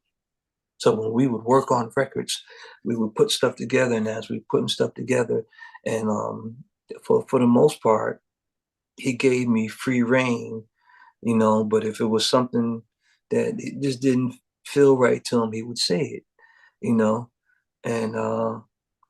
I guess it was a little bit different. Like I've always understood, even like with Marley, if we were working on something and I kind of didn't feel it, or my thing was, these guys are successful producers and musicians. Let me sit back and approach this with a positive. Let me try to do some things to see what they're trying to get at, because I can't feel it. I ain't hearing nothing. But let me just tap into whatever it is that made them, and do it not from like the stinky face, like this right here, man. Oh, this bass line. No. Like seriously, get into to listen to it. Hear what they're trying to describe to you that they hear. And we did a lot of good records because I was able to not have any pride or lose my self-opinion about something, and come to the table with a positive perspective and let me see what this will turn into, you know. So how about this, man? You know, because maybe instead of sitting there and not doing anything and nothing comes. So KG, he was that type of guy, man. And he had all these ideas, man, for, you know, all these. When I started producing with him, he had Zhanè already, but we just signed Next. We signed Coffee Brown. And actually, Coffee Brown came after us. We signed Jaheim. He had Mag from like Indiana, and he had Jazz Jackson. Matter of fact, we did a Christmas album, a Christmas song, Ill Time Christmas. That's the first record I did with him, and put out. Yeah, Jazz Jackson is holding my daughter now, who's yeah. But anyway, yeah. But K, man, just his, and we could sit down and his work ethic was a little bit different than Marley's. Marley, we know he get spurts where, you know, he hears stuff, you know, and man, K, listen, I get down to East Orange and we get to the studio, and from the minute he hit the door, man, we working until the sun go down, just idea after idea. And he inspired me because he was coming with so much stuff that he was like, hey, man, he would play it, and I was, oh, man, yeah, that's this. And then I would go home because outside of some of the things that he did, I still had my own personal ideas. And every now and then I would bring him, you know, the K. But, you know, I understood if he liked it, he would do the beat or something to it. But it was like, that's my thing. Just let's keep doing, you know, this collaboration we got. And it worked, man. It worked because while, you know, the mainstream songs and stuff like that in the ear for what the public was looking for as a DJ, he had that. I didn't have that, you know. I was a jazz guy, you know. Matter of fact, my friend Ronnie Scruggs, who was a customer at Sam Ash, he used to tell me, Kiss. And I was like, what do you mean by Kiss? He said, keep it simple, stupid. My favorite track from Next is I Still Love You. I like Yeah. yeah. Yeah, that RL, man, that guy.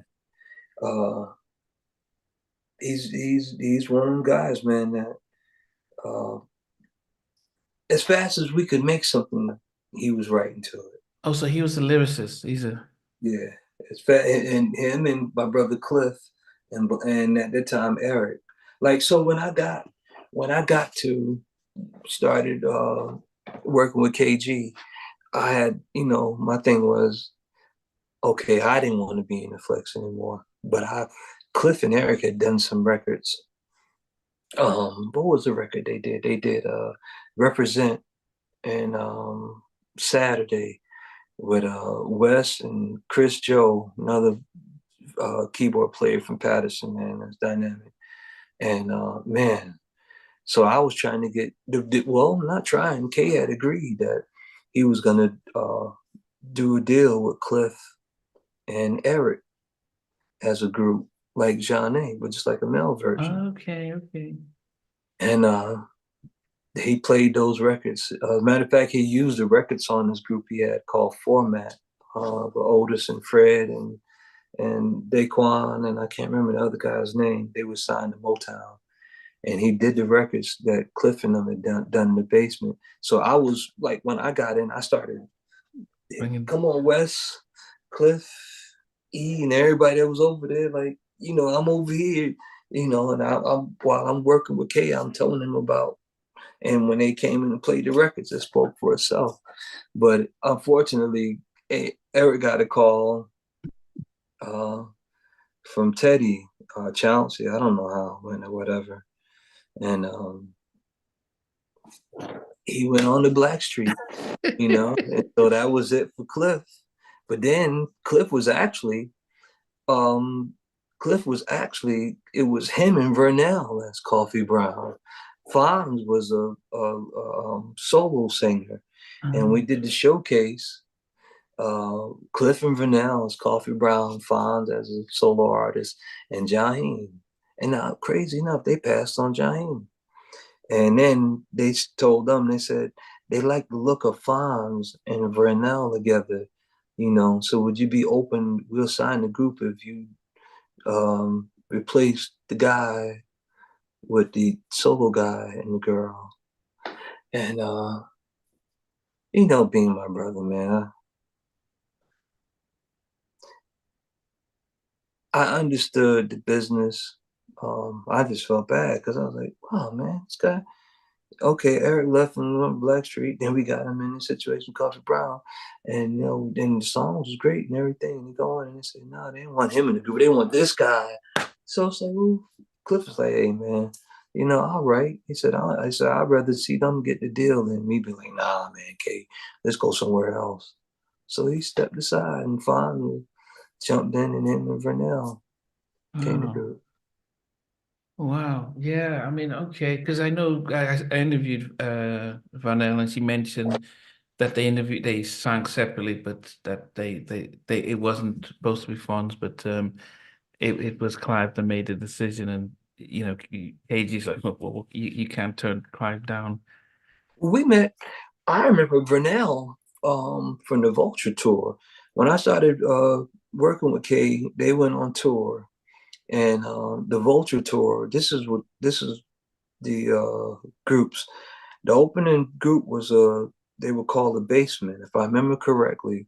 It was Genuine, Missy Elliott, Oh yeah, yeah. Timbaland, and Okay. Player. I think Player, they were signed to yeah. John The Devante. to Vonda. So they Yeah. opened the show. Then it went to Adina Howard, and then from Adina Howard, it went to Naughty by Nature. From Naughty by Nature, it went to Bad Boy, which is big Craig G. I mean Craig Mack, Yeah. Total, and then from Puff from Bad Boy, it went to Mary J. Blige. And then from Mary J. Blige, Jodeci ended the show. Wow. Oh, I ain't never seen so many tour buses in my life, man. But yeah, and here today, I'm sure there's probably been a tour close to that magnitude, but none that I've heard of. And to Yeah. know, like, we went on tour, Kate was like, "Hey, man, you know, we need to go out and because I signed all these groups, and we need to work on these records and everything." And we just started working together, and I was like, "Hey, man, uh, I can't go on tour. You making money every night. Unless we doing some production or something, and I'm putting something in a budget." And so Kate was like, he said, sorry. So I went back the next day, and he gave me a check for $16,000. And he said, hey, well, let's hold you over for a couple of months, so we can go on the road and work on this music.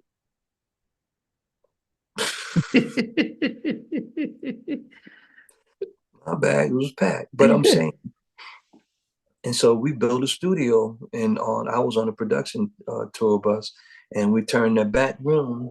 We built a studio, and so that whole tour, we were riding from city to city working on music for these artists that we just signed. Okay, okay, for Divine Mill for on the Mm-hmm. Arista. Mm-hmm. And then Chris was writing as you guys were Cliff, producing. well, we put all the music together, and then when the tour was over, we had a whole bunch of stuff. Like the way that I saw KG doing it, um, he wanted to have enough of different things so that once we started working on the projects, we would still be creating, but he Mm. had all this other music that if they heard something they wanted to write to, they could be doing that while we're working on something else. And that's literally how it went. Like it was like a factory, like, but not a factory in the sense of a slave factory. Like Yeah, yeah, yeah, everybody was yeah. excited. Vernell was on that tour. She was singing backgrounds to Mary J. Blige. And I met her because there was another girl named Patricia. I can't remember Patricia's last name, but I worked with Patricia because we were doing music with Jeff Robinson and his brother Conrad. They were putting together a girl group, and Patricia was in that group. And Yeah. she was on singing backgrounds with Mary J. Blige when we got in Phoenix. And I was like, hey, man, I know her. That's Patricia.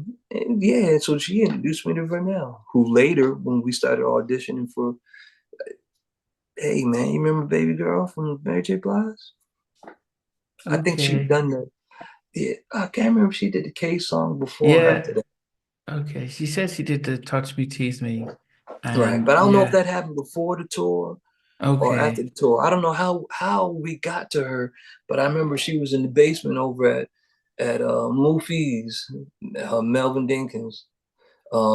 Him and Shelton, engineer, they used to produce together on 118 in the basement of Mel's house, and that's when we went down there, and she was there and she sung, man, and phew, she got, you know what, Vanell takes me back to that Atlantic Star, Midnight Star Mm, lead singer, yeah, and yeah. when I heard it, I was like, yeah, man, okay, Yeah, yeah, no, she definitely. Yeah, I did tell her when yeah. yeah, yeah, Atlantic Star type of vibe. When you have singing with a strong male vocalist and stuff.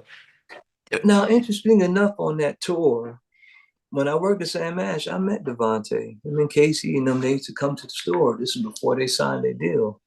And I remember when he got his check when they signed the deal with MCA, and I think the check was like for 47 to 49,000. He walked in the door and he was like, I was like, oh yeah, get the cart, let's go. But I remember he came back one time and we were having a conversation, and he was telling me how he was a little upset because they wanted to take some of his music and give to I'll Be Sure on his for his sophomore project. And he's like, hey man, but like, yo, I'm trying to work on Jodeci, you know what I'm saying? They taking the songs from my group or whatever. And I was like, I listened to him. I said, man, those are some great problems to have. But I'm like, are you a one-hit wonder? He said, what do you mean by that? I said, well, you got to think, man. I'll Be Sure. He just tore up the airwaves with the end sales with that first album. It's kind of a no-brainer. You realize if you put his voice and success on your music, it's a way of introducing you guys, because once they hear Casey and JoJo, there ain't no knock on Al, but he ain't dumb. They got a whole nother thing they coming with. You half of the battle will be done because they will have been familiar with your style of music and your production. I said, it's just me. I said, man, listen, I'll give him a song, take the check, and get back to the drawing boards. And because you're going to be successful either way. A platinum album artist, and what you believe you guys are capable of doing. And he's like, yeah, you got a point. But anyway, I didn't. I kind of fell off from, we was in different circles. I was going Marley Marl, but he was on that tour. And the first night of the tour, I was excited. I said, oh man, maybe I'll catch up with him, while we out here. And the very first night of the tour, I think it was in Minnesota. And the band came out, oh man. And so midway through the show, I think he wanted to body surf. And he ran to the stage and jumped off the stage, feet first.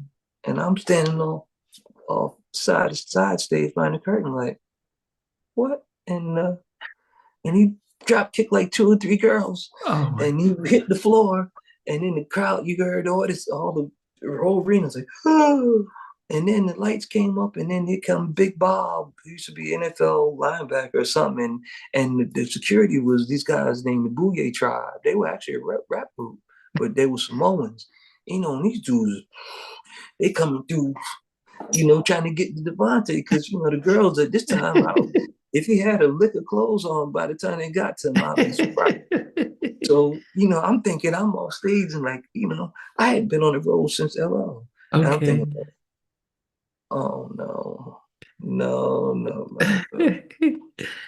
Did he recognize you when you from the store? No, he didn't. I kind of stayed away because I needed to be focused on music, and they were entertainers. So it was groupie galore and all of that good stuff. And I was a married man. Okay. So it wasn't until we got to, I think, Atlanta, and our tour buses parked next to each other, and he recognized me. And I was like, "Oh, hey, man, yeah." And he was like, "Yeah, man, we can ride. You can ride with us to the next city in there."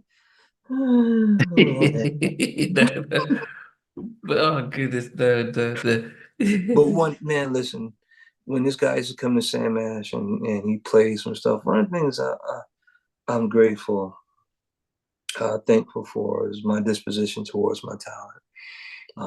People like him, Lauren Dawson, who was also on that tour, the Corey Henry, the Travis Sells, the James Perrys, even Bernard, these the Jesus Molinas, Kevin Powell, Kevin Bond, you name them, man, these guys,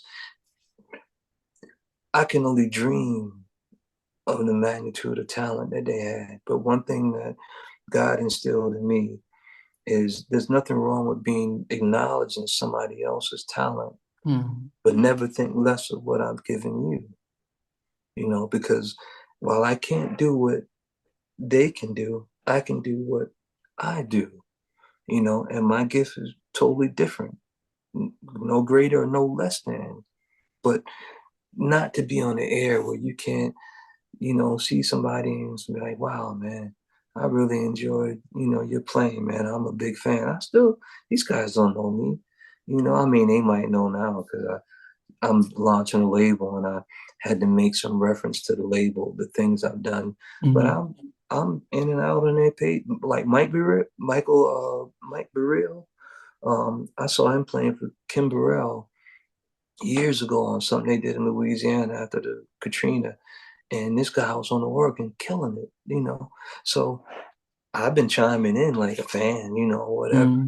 But I'm grateful for the things that I've been able to do, in spite that I don't have that level of talent. But yeah, but when you're producing Zhané's second album and next, and you're getting producer credit and co-producer credit and remix credit, um, are you surprised with the success of the albums that you're doing? Are you feeling like, okay, look at, because the songs you did with say Zhané on next, or Jaheim, again bigger airplay, um and coming out as singles as well. What does that do to you when when your name is now recognized as a producer on hit records that are getting to top 10?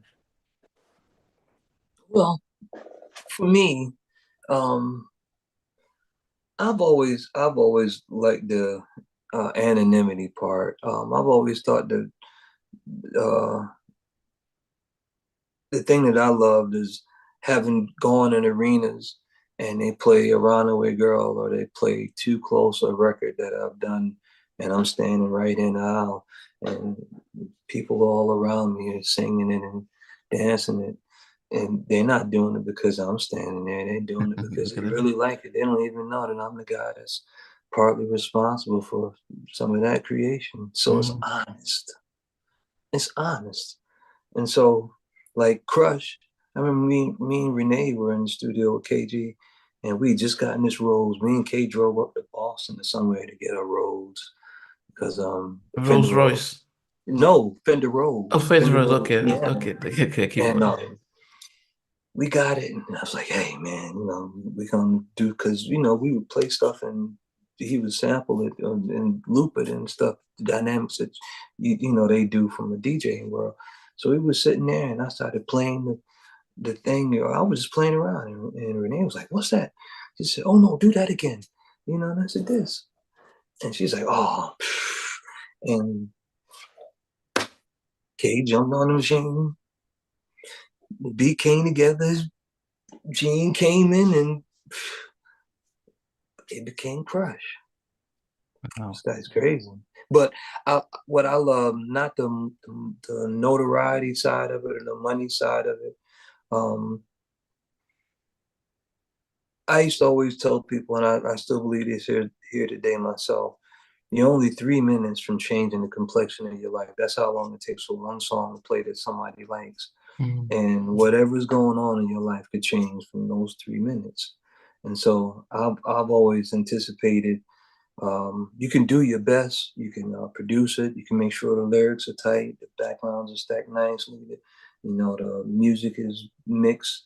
Like me and Kay, I remember on all these albums that we were doing, Kay had a Montero, Mitsubishi Montero that had a crazy system in it, and we would do the records, and then they burn us a CD. And we go downstairs in the parking lot and get in his truck and play a few albums that were out, and then we would play what we were working on, and it had to hit and mixed with everything else. And I was thinking to myself, like, this is crazy because they got these. We're talking about a $500,000 studio with all this esoteric gear, whatever. And the barometer of what's going to qualify it being good is how it sounds in the truck. Not these $100,000 monitors, but a $20,000 system in the truck. So that I learned that from him, that when you're listening to something, it could sound good, but that's that wrong. You need to hear it where you hear most of your music, because that's going to give you a general idea. Because you could be in the studio like, oh man, it's banging, it's booming, and you get in your car and be like,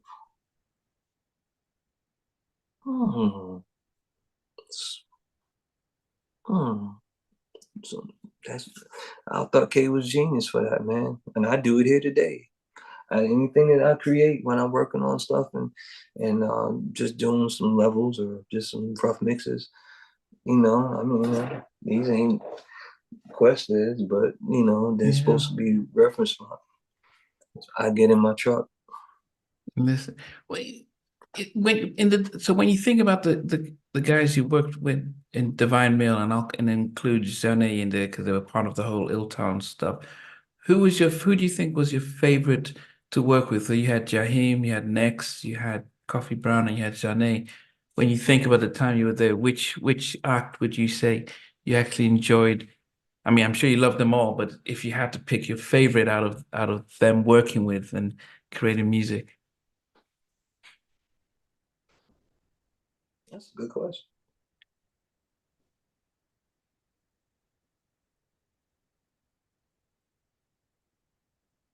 Who's my favorite?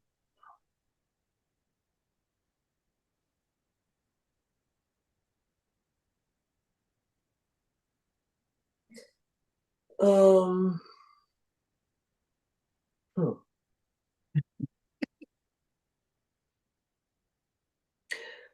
I would probably have to say a Jaheim.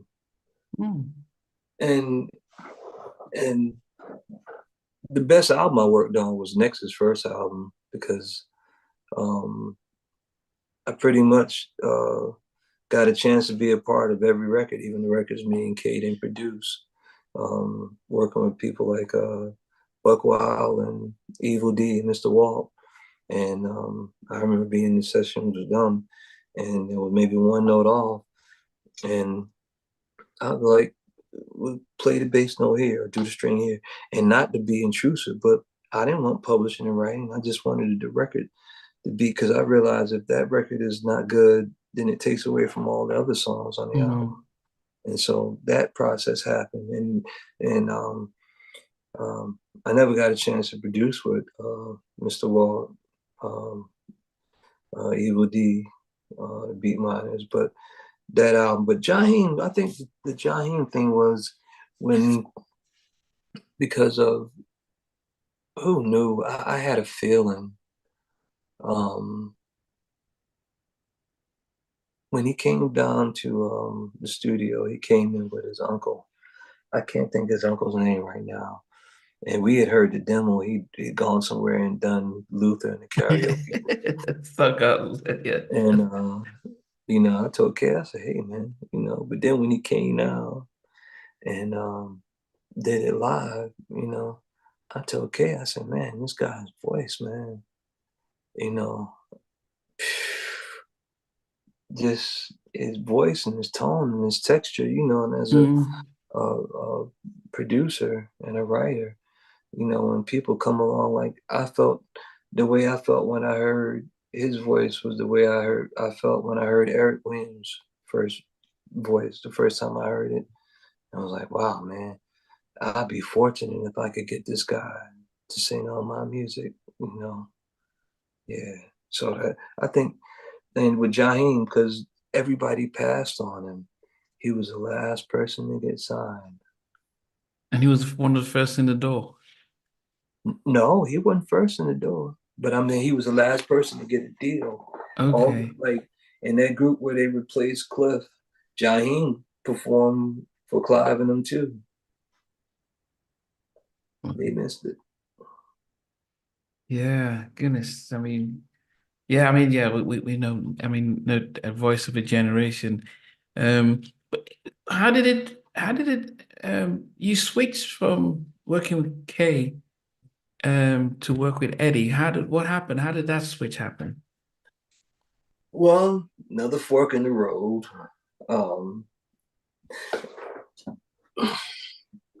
Situation I talked to you, we were talking earlier about sample clearances and splits and whatnot. And we'd all agreed to that format about whatever they took sampling wise, we would then, the rest of us creatively would divide amongst those and we'd all pay for the use of the sample. Well, at the time, Reggie Osei was my attorney. I met him through Miss Louise. He used to work for Miss Louise, and then he ventured off. It was him and Osei and was God bless them. Both of those guys are gone now. But in my contract, well, um, I guess uh, next got into a dispute with Kay about some things that they didn't like about the agreement or the contract, or at the end when the album was pretty much done. And so their attorney looked at the producer agreement and he said, "Oh, wait a second."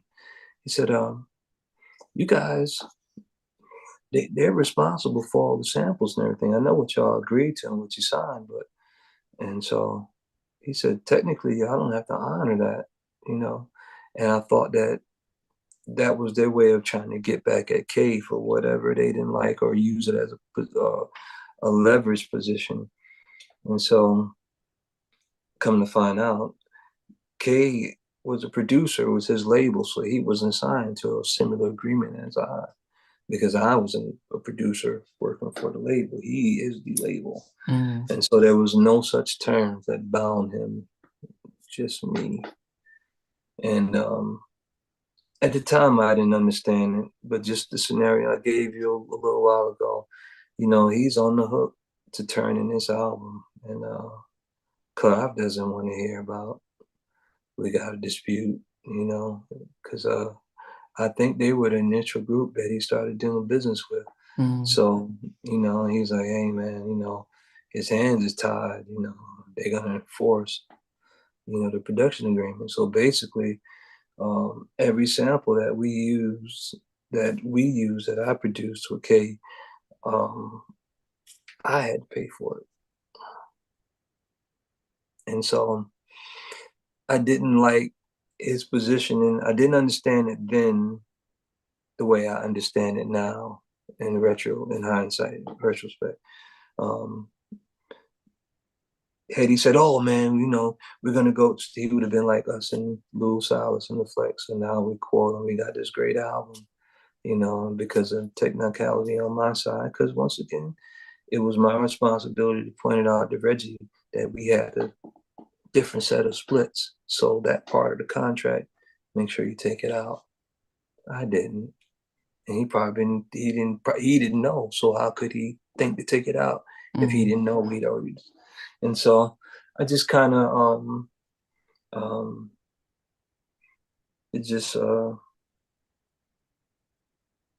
once again a bad time because I love K like a brother. I was close and still I'm close to his family, Poop, his mother, his father, God bless his day, is. We used to go fishing on party boats and stuff like that. And so I was, but I just didn't have it to finish the projects that we had started. And I just left one day and I decided I wasn't going back. And at that time, Eddie, I had done some remixes with Eddie. I think I did a skate remix and some other stuff. And he was VP at Motown. And I think that was winding down. And, I called him up and I said, "Hey, man," because I was supposed to work with him before I started working with KG.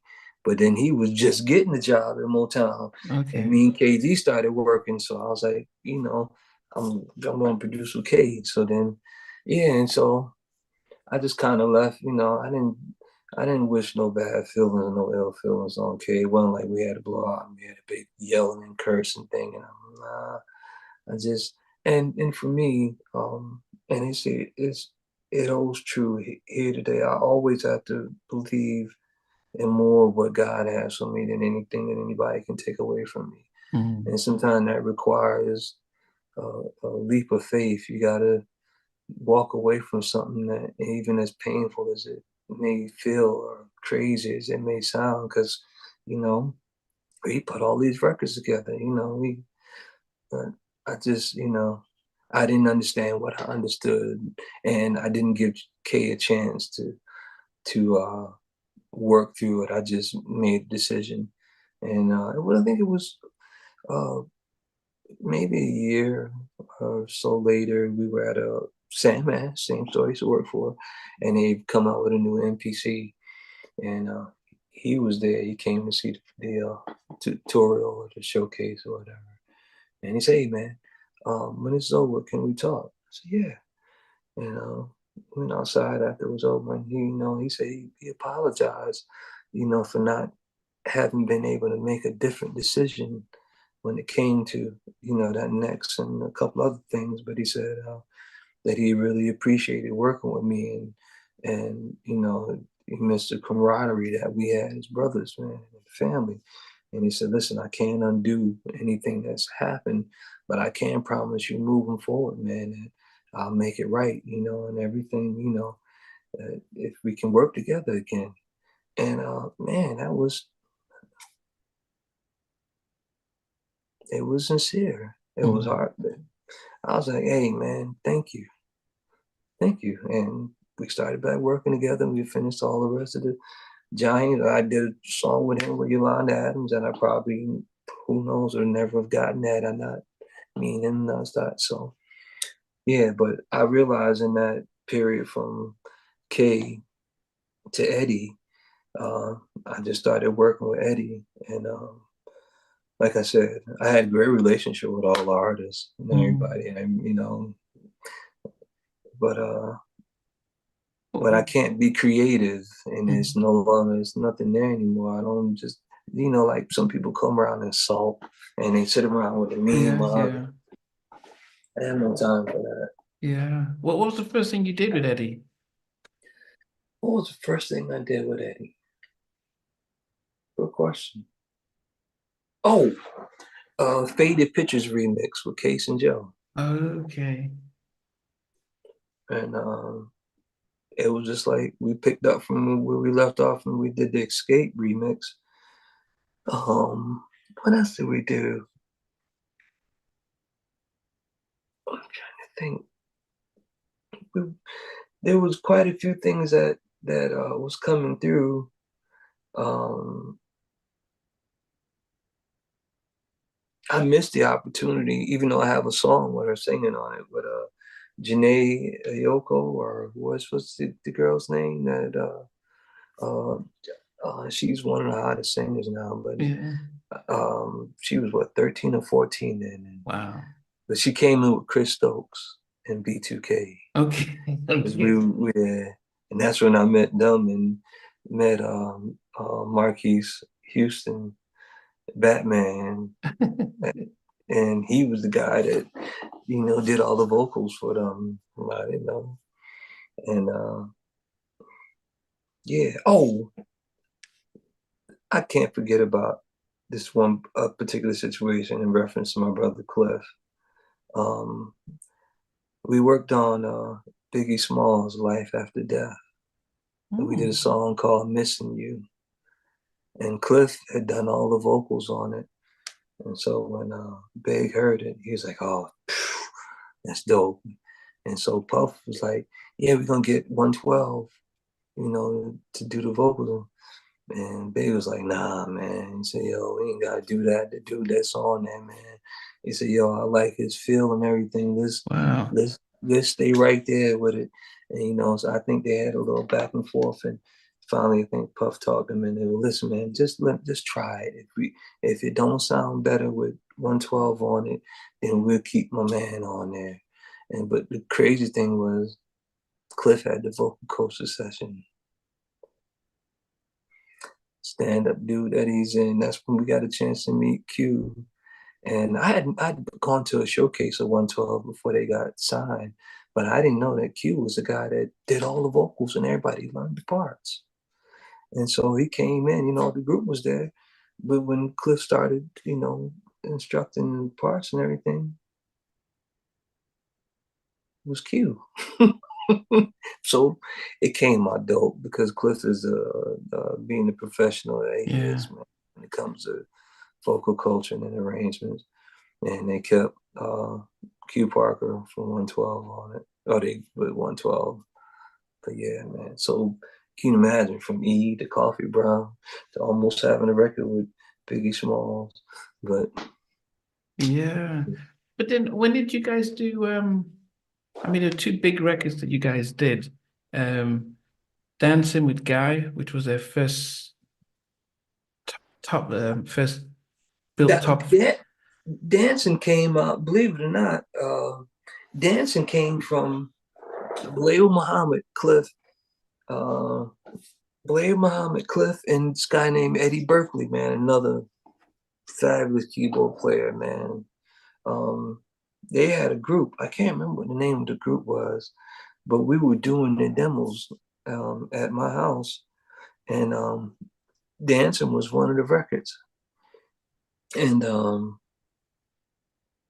I remember Veronica. Now, Veronica McKenzie, she's the young lady who wrote the hook for You Know What's Up. Because when we did You Know What's Up, I've always believed in a group of people creating. And here's my reason. When I look at all the music of the past, when you hear these ideas, you're hearing a multitude or the culmination of a lot of opinions coming together to make one sound. Mm-hmm. And they all are different distinctively individually, but together they combine and they represent a greater group of people. So we've always had, like when we did You Know What's Up, it was Cliff, Bilal, Anthony Hamilton, Delvis Damon. And we went in and did the song. Now, the original hook for the song was, if you hear the car horn blow, be out ready to go. Boom. Tonight we're gonna get away. And Eddie said, yeah, he said, man, the rest of the song was dope. He said, that hook, man, even with the music. And so I met Veronica. She was a Howard Jackson talented teen winner. And we came in and sat her down at the bar. And like 20 minutes later, she wrote that, I'm feeling you. You know what's up? And he was like, yeah, that's it. Yeah, because I spoke to Donell and he says, yeah, when he first heard the first hook, he didn't like it as well. And he says, and then you guys went back and changed it around. So now Veronica on the dancing record, I'm doing it with Cliff and Bilal and Eddie. And I'm like, we need a female voice to come in like how Baby Girl did on Too Close. Because Vernell is on from Coffee Brown. That's her singing on Too Close. Yeah. And so I called Veronica, and she was on her way going out somewhere. And I said, okay, I guess I'll catch you next time. Veronica got to be there in 10 minutes. Veronica came in. I mean, and literally the way my studio was in the apartment that I was living in, the mic was in the middle of the room. And I did it on I think it was a Kai DPS 12. It was like one of the first versions of direct digital disc recorders. I had one. And she came in and sung the part. And I was like, yeah, that's good. She left. And next thing you know, they heard the record. I forgot how, I think Eddie got it to, somebody played it for Teddy or somebody played for A&R. And they was like, yeah. Which I'm like, listen, I'm a Teddy Riley fan. You know how honored it is to have this guy want to put his name on something that you did, given all the success and all the stuff that he's done, like that Keith Sweat first album and all. Yeah, that's my favorite. Yeah. But he want to put you want to put you, and then he came in with his drums and yeah, then they asked, they said, who's girl singing in the bridge? I said, oh, that's Veronica. They said, what she look like? So send her some pictures. Next thing you know, Veronica's on a plane going to LA. She's in the video, you know. And I say that because you never know. She could have went out and said, I'll do it tomorrow. And tomorrow, today's the night's interest wouldn't have been tomorrow's interest. And we never got around to it. And all those things that happen in succession never get a chance to be. The whole, when you produced it, who were you thinking about? Was it like, let's the song because guy needs a song, or was it just let's just make songs and then they shuffled it around? Was that? It was just a groove. Like, Okay. I like grooves. I'm a big fan of Niles Rodgers and what Chic and them did back in the and I mean, if anybody listens to the stuff that I've had the most success doing, it's all over it, you know, just from the good times to yeah, man, it just and another group was GQ. They had, you know, I believe in there's a spirit to music.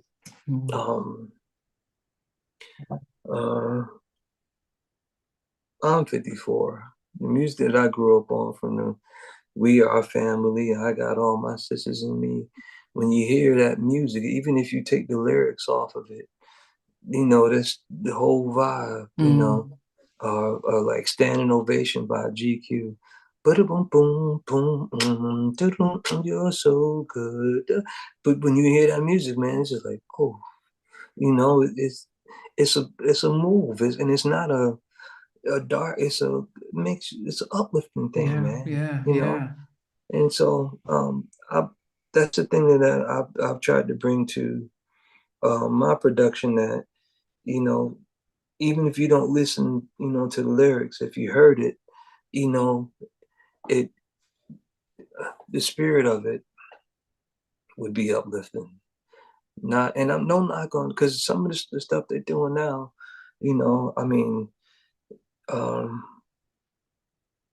like I can appreciate it for the complexity of the progressions and how it sounds, but it takes on a real dark, grimy, like you know, and it's funny because I always see people when they hear something that sound real is well, suppose they sound good or whatever, and they hit them real good, they ooh like oh, and I'm like that ain't I get it because it's you know, but I don't know.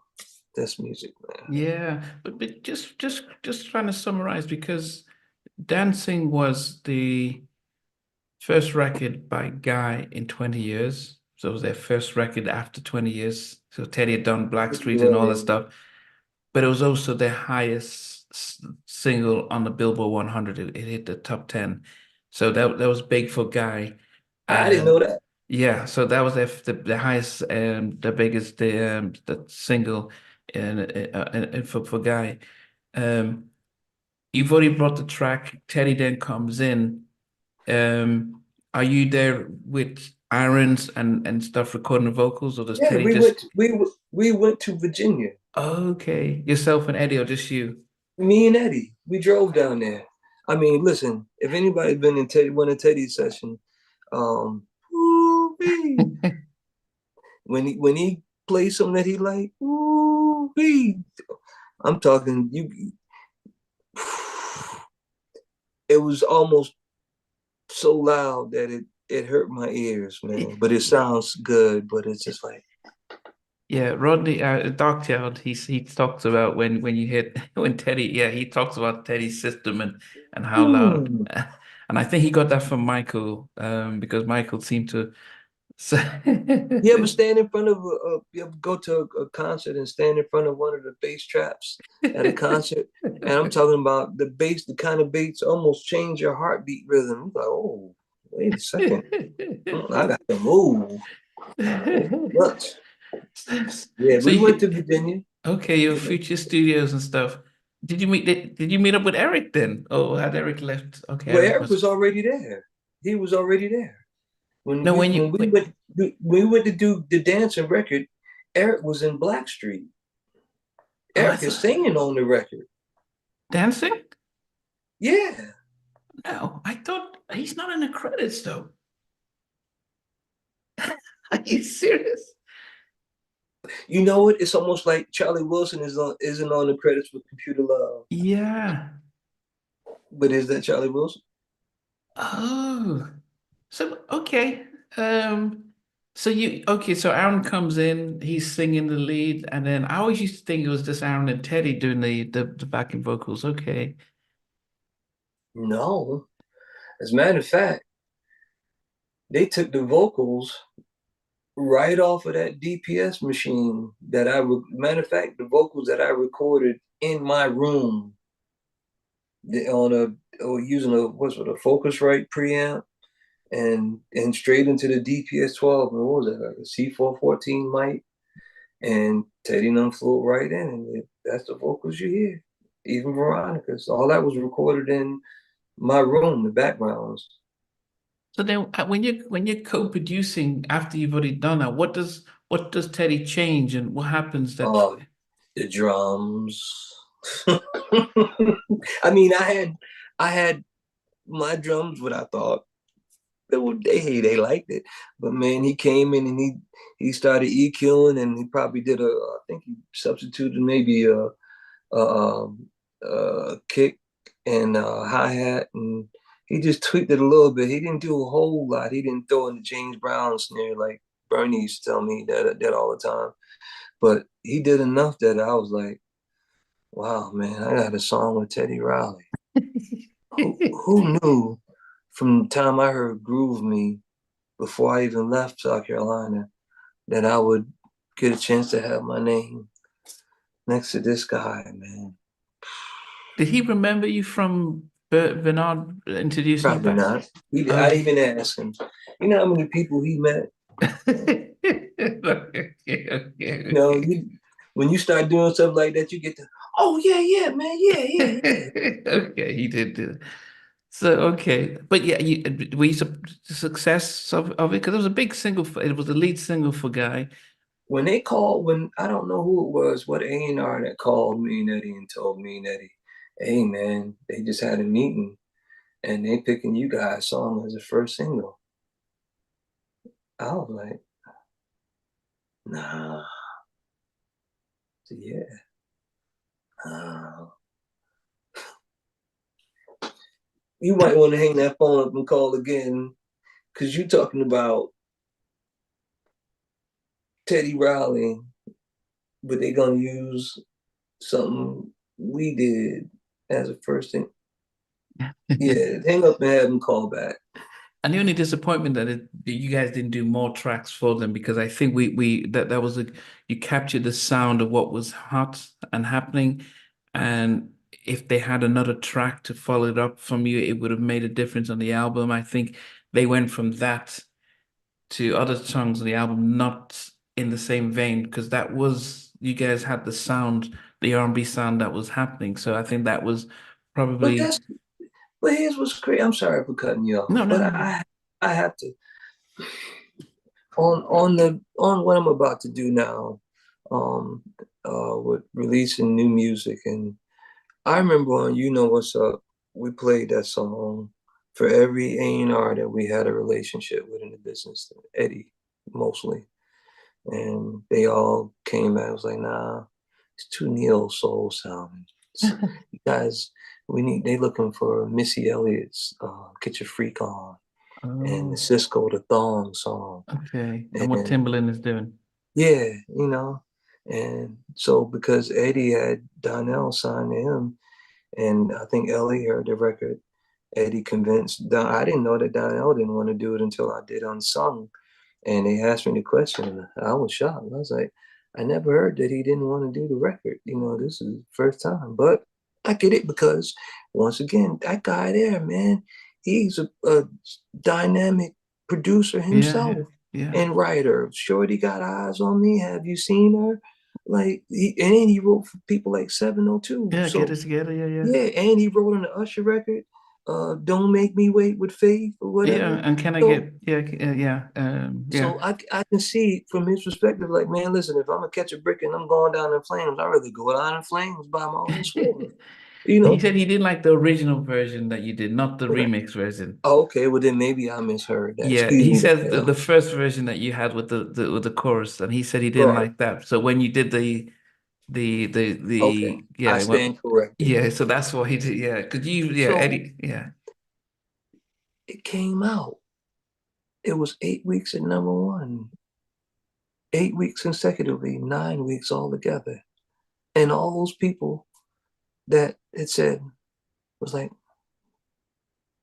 so what that signaled to me was um you can't be afraid to do what you think um is good, even if it's different from everybody else. Because Mm, I've always contended the fact that there's 60 minutes an hour. You 3 minutes from away from changing the complexion of your life. But that 3 minutes, like Babyface and them didn't sound like Prince, and Prince didn't sound like Michael, and Michael didn't sound like the Earth, Wind, and Fire, and the Earth, Wind, and Fire didn't sound like some of the other groups that was coming. Everybody had, Something different. you know, and, but then it's I think it's worse now, but it was leading that way when we were doing those songs because most A&Rs were told to play it safe. They didn't have the leeway to go out and sign something that was different because the powers that be that was had the money was like, nah, man, we need something that sounds just like that because that's Yeah. winning. But that's them. Somebody had to pick that. If you don't give that A&R the freedom to bring what they think, if they got ear for the business, to bring something new, that's what keeps music going. Yeah. So the Donell thing and even the Ruff Endz thing, that just taught me, listen, man, I don't want to die with all this music I got, and all these good songs I got. Like, I don't care what everybody else is doing.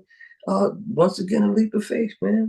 Let's go. Yeah, how Why did do you we age out? yeah, but I mean, so how did you come up? Because I've interviewed uh David from Ruff Endz, and that's their big track. But how did you come up with, No More? Because that's also because there's something about your production, either when it was with KG or Guy and stuff, is just there's a sort of a bounce, this sort of the way you're drumming the drums and the melody. Niles Rodgers, Chic, So that was uh, your good. That once again something that if you heard it in this form,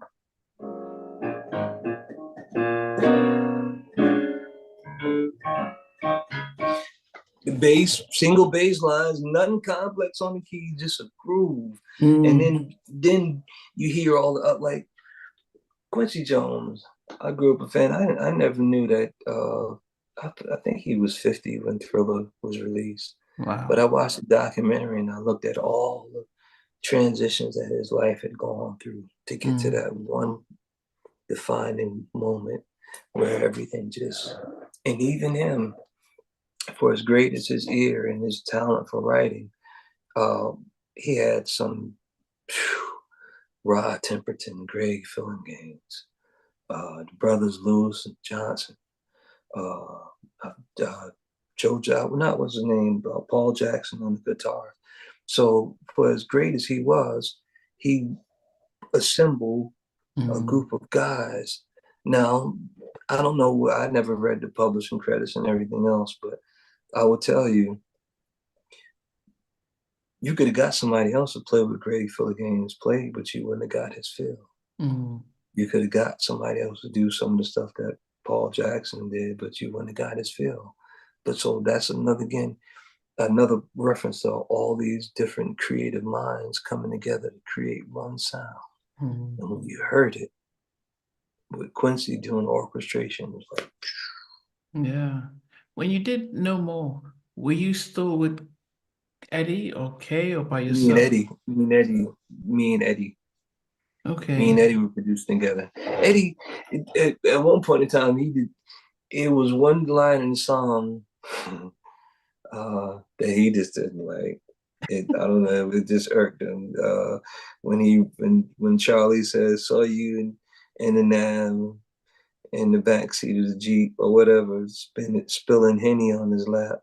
And it was that could have been like chalk on nails on the chalkboard that he was like, oh, that line, man. So no, man, it's cool. It works, man. Who wrote it though? Because if you're making music, Cliff and Bilal. Okay. Cliff and Bilal. Okay. My brother, Bilal Muhammad. Okay, so is that what you guys would normally do? Is you get the lyricists and you do the track and you get them to write the lyrics? Didn't know who we working with. Okay. Like, okay, well, I was all primarily, of course, you call me biased. I was always biased to Cliff because he's my brother, and Bilal because, we grind through. So whenever something came up, before somebody could call anybody else, I was already in front, like, hey, man, y'all need to be down here and such to be working on, blah, blah, that kind of thing. As a matter of fact, I remember with him, and it was like that. With Eric, I remember we did Aaliyah, and we went in the studio, and she came in with her brother, and I think it was Jomo Hankerson was managing her, the junior. Well, anyway, they all came in the studio, so we were set up to do the music and everything. And so I had Cliff and E, like, I told Kate we need to have them there. So, I don't know how she writes or she creates, but, they need to be on deck. And so we came up with the music. I think we called my man, Kev Lewis from Patterson, who was a producer and bass player. Kev came through and we did a track and he played the bass on it. So now it's time to write. And she was real cool. This was fresh off the heels of that first stuff, God Bless His Soul, that happened originally with R. Kelly. So I guess now the family took a more hands-on approach. Like this ain't gonna happen again. Not that we were that type of people, but you get the gist of it. So we in there recording everything. And just as we was about to, Cliff and Eric were supposed to come in, Renee stopped by from Zhanè. And it's like, oh, hey, Renee. Oh, yeah, come on in, And so her and Aaliyah, they just hit it off, because she probably knew them from the records they did. So next, it was like, oh, yeah, that's what y'all working on? She said, yeah. Renee started writing. And it was just kind of like, you get a look to Cliff and he like, you gotta leave. Okay. Okay. Okay. Wow. Then it's about the chemistry and the groove, the fact that she locked in with her. Yeah. So rather than try to force, hey, well, check what are these guys? Nah, it's more important to have a chemistry with the person that you want to record the records and so that they're comfortable and that kind of thing, man. Yeah. I'm sure Cliff and he would have came through with some fire, but not that session. So yeah. Yeah. And then you did Angie Stone then? Yeah. Well, Angie Stone is man, listen, I'm a fan. I can see her plaque behind you. Oh yeah. I didn't know that she was Angie B, Angie B, and funk you right on up. We gonna funk you right on up. Yes. I can't remember I didn't the know name. that till we started working with her, and I was like, but I remember from a couple other groups that she was in. She was in a group in it from I can't think of it. It escapes me now. But anyway, I did More Than a Woman. That was on Calvin Richardson. Calvin Richardson was signed to Universal, and Willie was his manager at the time. They were going to put it out, but they were going to put it out with no video and no single. And Calvin was like, "Hey, man, I don't think that y'all, if y'all don't believe in the record, I'd rather just take the record and go someplace else." So I played the record for Peter Edge at J Records because that's who Angie was signed to. And I told him, I said, hey, man, if you could play this for Angie, I would love to work with her because, tell her I can do some stuff along this lines if you play this track for her. And I thought that he played it for her, but what happened, how we got to her was Breon, the guy that was doing the WAP in the back of Teddy's video. Yeah, so Brian exactly with He was Brian, acting. Jamie Foxx's best friend Yeah, and music yeah. exec, yeah. Eddie, right? Eddie knew him because he was with Jamie Foxx, and so Eddie asked Breon. Breon said, "Oh yeah, man. I never met the guy, but I thank him." And he said, "Yeah, man, I get it there." So she came in, and we started going through stuff and whatnot. And so while Cliff and Bilal was working on another song over in the studio, I brought her over to the office so I could play some more of the music that we had, see if there was anything else she would like. And I got to More Than a Woman. I said, "Oh, I see. I know you probably heard this." And she said, "No." She said, "No, let it play." So the song was playing. I'm thinking like, but I gave this to Peter Edge almost 6 months ago to play for you. You mean to tell me he never played it? You know? And so she jumped up. She said, "Oh, this is it." And she got on the phone and called D'Angelo. And she said, "Yo, I got a record, that we could do." So I'm in the background like, "That's D'Angelo, you heck, man, listen, to get a record with her." But I remember Calvin walked away from his deal over that song. So our plans was to take that song and build a project around it. So I told her, I said, I can't snatch the record from under Calvin because he walked away from his deal believing in this record. I said, maybe you could do it as a duet with him. She said, "Oh," she said, if he wants to do it as do it with me, like, yo, like I help y'all create the situation for him and everything and whatnot." And so I called Calvin up. I mean, Eddie got in contact with Calvin and we talked to him, and Calvin was like, "Yeah, man, I'll do it." It's so Calvin came up, Eddie did the vocals, and then they later on went and started their own label called Kalanji. And I don't know what happened when they got out to LA. The record, I love the record, what they did. I don't know what happened when they got out to LA. Next thing you know, we heard they wanted the record and the soundtrack from Deliver Suniva. And we was like, oh, and it's like, no, not Calvin and Angie's version, just Calvin's version. And so we had put a clause in an agreement that if they didn't release the song as a single, that Calvin reserved the right to take the song and use it to secure another project or somewhere after 6 months or a year, something like that, he said. And so now people at Hollywood Records who did the soundtrack want the song, Calvin's version, in the movie with Gabrielle Union and LL, Wow. LL again. And so they're like, "Listen, we don't really have anything to do with that." It's like, "Yeah, but you guys, produced the record." It's like, "Yeah, but well, they're saying if you guys want to do the deal, we're for it. Put it in, we'll give Calvin a deal." And so it just turned into this big riffraff. And then I remember Angie called us and she was upset, and we had to explain to her we didn't have anything to do with what was going on. We were hearing from people saying they want to use his version.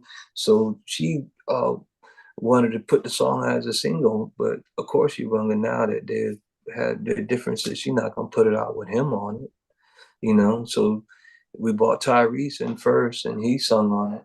And Tyrese's voice, as dope as he is, it just didn't go with the song. And then she said, "I know what, let me call Joe." And she called Joe, and Joe came in and he murdered it. So we have three versions of that song. We have Calvin and Angie, Calvin by himself, and Calvin and Joe Angie and Joe on Indian the Joe. remix. And so they recorded it, but I think they didn't release it as a single for sale. Calvin did the deal on Hollywood Records, and they put it out in the movie soundtrack. So, man, that's how finicky and crazy business can be. And we're looking at it like, listen, what happened from the time they left from us doing the record to when their situation fell apart, and then it turned into This big thing. and then it got nominated for a Grammy. On Angie's side. We went to the Grammy party and everything with Clive. It was like, boy, what if there was only one version? Oh goodness. And yeah, she was the vertical hold and the sequence, yeah. Vertical Hold, that's the Yeah, word. vertical hold and the sequence, yeah. I think I did speak with her. Um But then when you think about all that you did, and I'm thinking this is getting up to the 2000s and the industry is changing, music is changing, hip hop is coming in and taking over R&B. What's happening to you as a producer in during those shifts? Are you still getting production, say, to 2010 and beyond, of what was going on? Well, I think during those years, as budgets started to demise, I think they even to the point where it's non-existent now.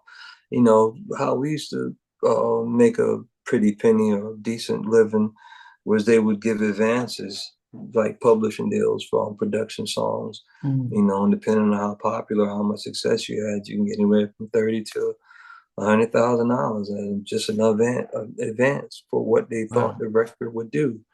And so when those years, 2010 and 11 and all that started coming around, they not handing out money like that anymore because there's no certainty because they hand out all this money and, you know, the album is not being, and, you know,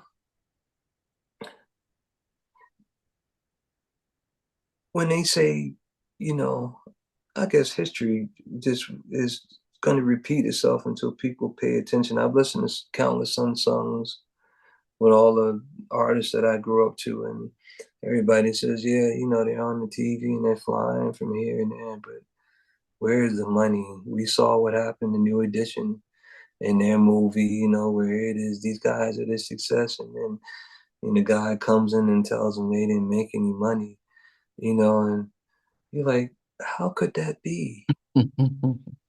So, and it's the business, you know. We laughed Yeah. about it in the Five Heartbeats with Big Red Records, my office hours, you know. But as comedic as that may be, Yeah, well, yeah, I mean, you learn the hard way through, you learn through the hard way as a producer, not to talk of what an artist goes through, because they have no idea that some of the advances are paid for. You know, that the label are taking them to dinner and buying them getting them a car out of their own budget and the videos, and they're like, oh, wait a minute, we're paying for this.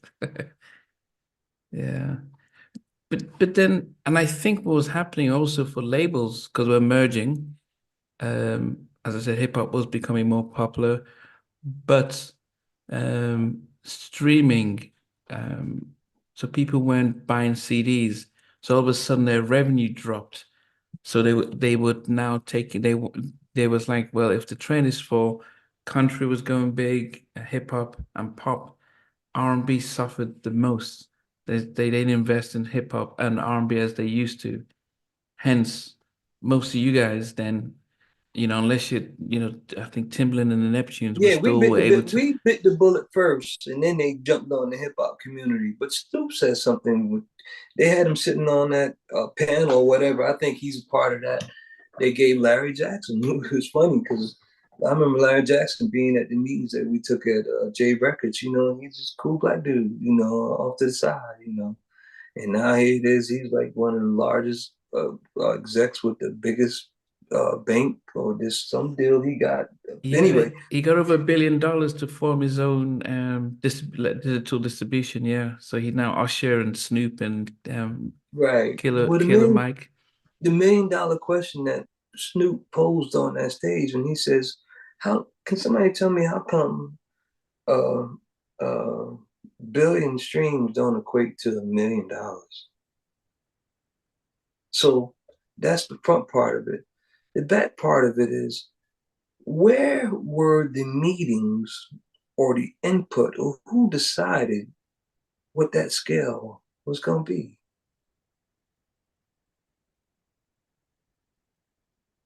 Who decided? Obviously, nobody that understood what it would mean financially to us. Now, the advertising money hadn't changed. Mm, Advertising money is advertising money. You're going to pay for a commercial spot, whether it's on the radio or the matter of fact, it's going up like everything else. yeah. So why has the royalty rate, even though and that's another thing, the fact that this is a new format, and so And most contracts, because of what happened, from my understanding, when the CD thing hit and when CDs came out, any contracts that had been created before CDs wasn't applicable to the CD. So they had to like figure out how to equate that scale of what was created for vinyl and tapes to CDs. And somebody had to decide upon that, which means there was a whole another wealth burst from Earth, Wind, and Fire and Stevie and everybody else who had only had music on vinyl. Well, they learned a viable lesson from that. Now every contract moving forward would include any new creative format of distribution. Who knew? Who knew? This streaming is bigger than selling CDs. But when you look at how they dumbed down the royalty rate, but who decided what that would be? But the thing is that the streaming billion streams or whatnot, it doesn't seem to affect the income of The Weeknd, Ed Sheeran, Taylor Swift, because they may still be doing a billion streams, but they are multimillionaires. So some artists are making more money with the system than the majority of other artists, mainly black artists. But then I ask you, where is that coming from? Because first of all, you got endorsement and sponsorship deals galore that once you gain a sense of popularity, Ralph Lauren Poland, Ralph Lauren Polo is going to pay me X amount of dollars. That's more money than what I'm making doing music. All I got to do is wear this shirt every time I do an interview with you. Now I'm making more money, than I am making music. You don't know that it's coming from this. You think it's because that's what I'm leading with. But the endorsement deals in the background, being the face of, being able to use your name, image, and likeness. So I would say with The Weeknd, and I don't know what kind of sponsorship deals and what kind of branding deals they have. Or like, even every time something gets good to us, like look at the money they made off of Sean John and Rockaware, and people would do their own merchandising. 360 deals came and wiped that out. If we create your brand, we're going to share in all the revenue, even when it comes to tours. Most artists back in the day used to make their money. They didn't even make much on the records, but they go around and tour and make a killing. They want some of the touring money now. But then what about yourself? Because I know you were talking about your new label and stuff, but when things are slowing down, what do you end up doing then when you're not getting the labels giving you advances or calling you to do production? What do you end up doing? I do like any responsible, productive citizen in society does. I have a truck. I own my own truck. I drive east, maybe as far as Missouri, Colorado, and I make money doing that on side of whatever I got royalties coming in from music. So you got to survive. If the music don't make you what you need to make, it's the sad thing is for the people who are still trying to figure it out, and the money isn't there. Do you think if you had the music business knowledge early on, that you would have, from the records and the hits that you've had, that you could have been living off royalties so much more that you didn't have to do anything? Because that has nothing to do with being financially responsible. I made a lot of money all that time. And so have a lot of other people. It depends on what your likes are, what your standard of living is, what you like, what you think you can and can't afford. So, I mean, there are people who made way less money than me that might be living better than me because they made some different decisions. So, financial literacy is a big thing, but everybody views money. Some people view it for what it can do for them, and some people view it for I need to always make sure just in case. It depends. I mean, I've seen artists that they gave advances to, and they say, "Hey, man, this is just to hold you over, until we put the album out and you start making some money." They go and put up the whole check on a brand new BMW Mercedes Benz. And then so like KG, and they got to figure out, okay, you still got to make payments and insurance. So then if they blow the whole money, they have no place to stay. Oh, you got to figure out how to get them transportation. If you don't pay the car note, guess whose problem that is? Clive don't want to hear nothing about that. He want the album. So financial literacy, I can't say one way or another. If I'd have made more money, where would I be? What I'd be doing? I'll tell you, I love driving. I'm a car fanatic. I Oh, you was, did say you love cars, yeah. yeah, I was doing it. God willing, I don't even see retiring from it. Even doing music, like I get so many ideas just riding around, listening while I'm working, and that's how it came to me before KG situation. So I'm thankful that I do something that I love doing. It's not a job. I get to decide my own hour, just like in the studio. If I don't wake up and go to work, I don't make no money. I don't eat, so I'm fortunate in that aspect. But there are other people, that have started. I've had stores before and things like that. So I think when music, and you have to be careful. Um, you never know what a person is doing or has done to have what it is that you think is nice, or to maintain what you think is. You don't know behind the scenes what that's costing. Mhm. Everybody paints their own Picasso, but you could be thinking like, oh, they sweating bullets.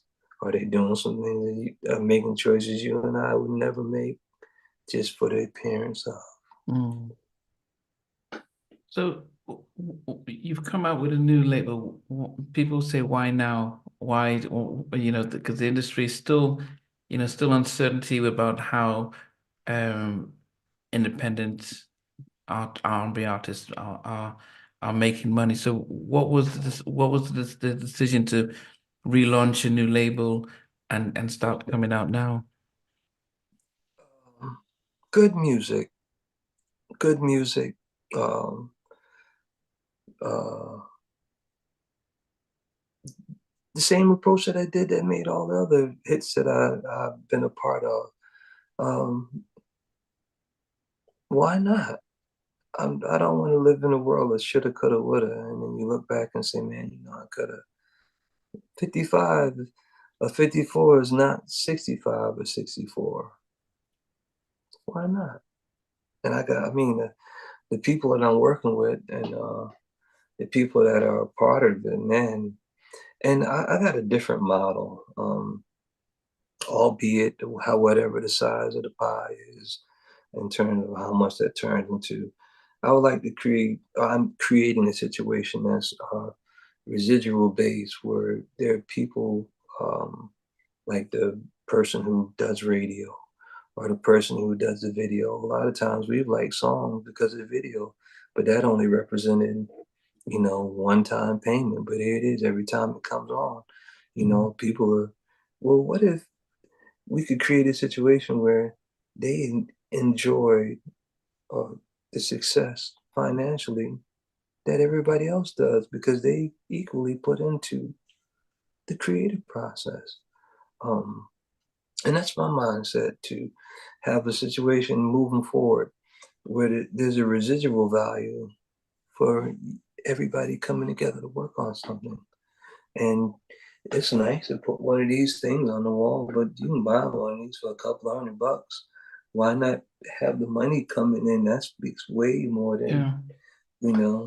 this stuff. And that's just me. And I think that when you get in a position of power or leveraging, and the way with digital distribution is now, I can do whatever I want.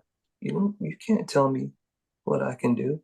If I want to be a blessing to people who I think are less appreciated or overlooked, that's what I'm going to do. So what have you done? So you've started a label. What's the name of your label? D Collective. D Collective. So, what's the idea behind it? Is it that you're going to be looking for new artists, or you've got your own artists, or what's the plan? Well, it's pretty. The artists are pretty much a lot of the writers that I've been working with, and some who've been artists that, um, for whatever reason, politics. Um, I felt like, they didn't get a fair shake, or um, I don't know. Best way I can describe it is, I think they're dope. That's my opinion. I think Mm, they're talented. If I had to go down in flames, I would go out in flames with every last one of them, mm, because I believe in their talents. I got the same feeling that I had towards the other records that I did.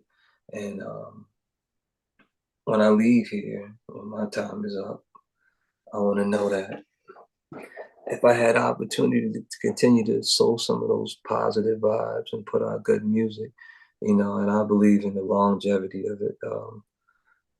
Even like the songs we're talking about now, and I've done, here it is. How many years later is that? Yeah, some 20 years, yeah. Yeah, so it's more about people get into, oh, no, if you make timeless songs like the ones that I grew up with, they may not come out the whole like, but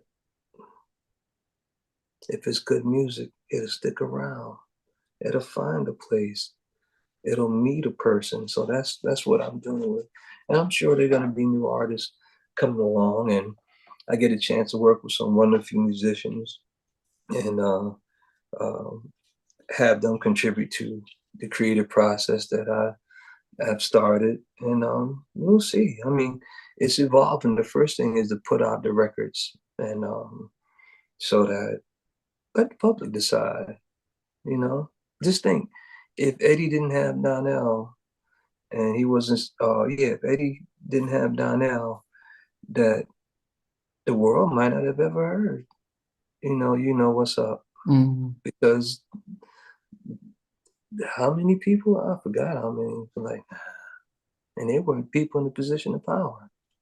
Or like I remember when we started taking records, taking music and meetings at J Records, and one of the A&Rs, I can't remember what his name was. He's like, "Yeah, man, that Ruff Endz record was dope, man. Just imagine if Usher or Tyrese or somebody had done it." And I told him, I said, "No, if who did it was exactly who was supposed to do it. Because if they didn't do it, I wouldn't be here talking to you.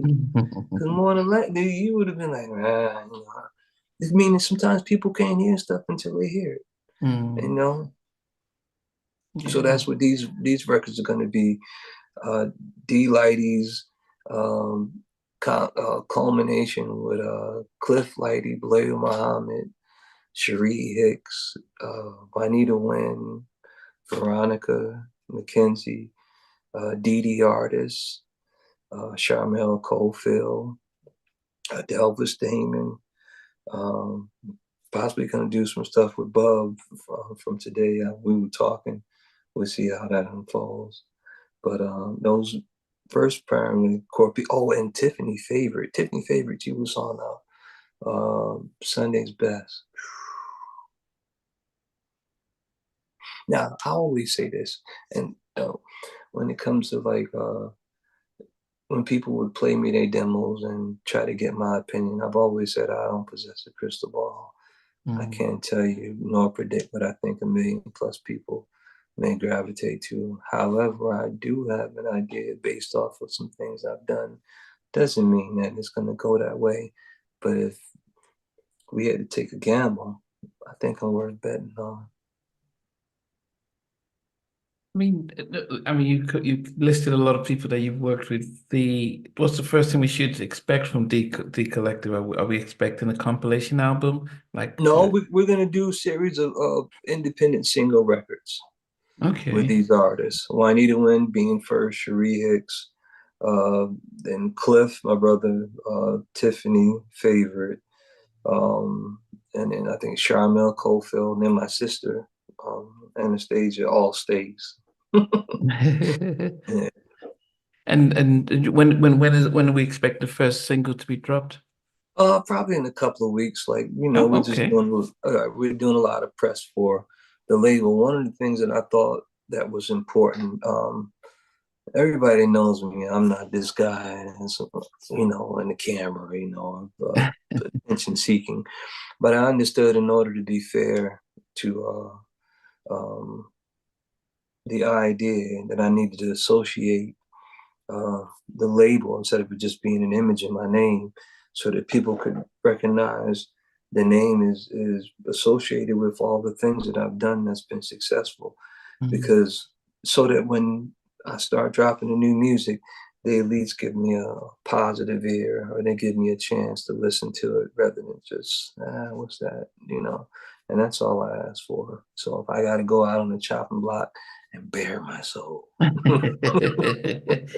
Yeah, I mean, KG was the same thing. I mean, he wasn't in the videos and dancing around, so people didn't really know him. They knew the name, but just didn't know him.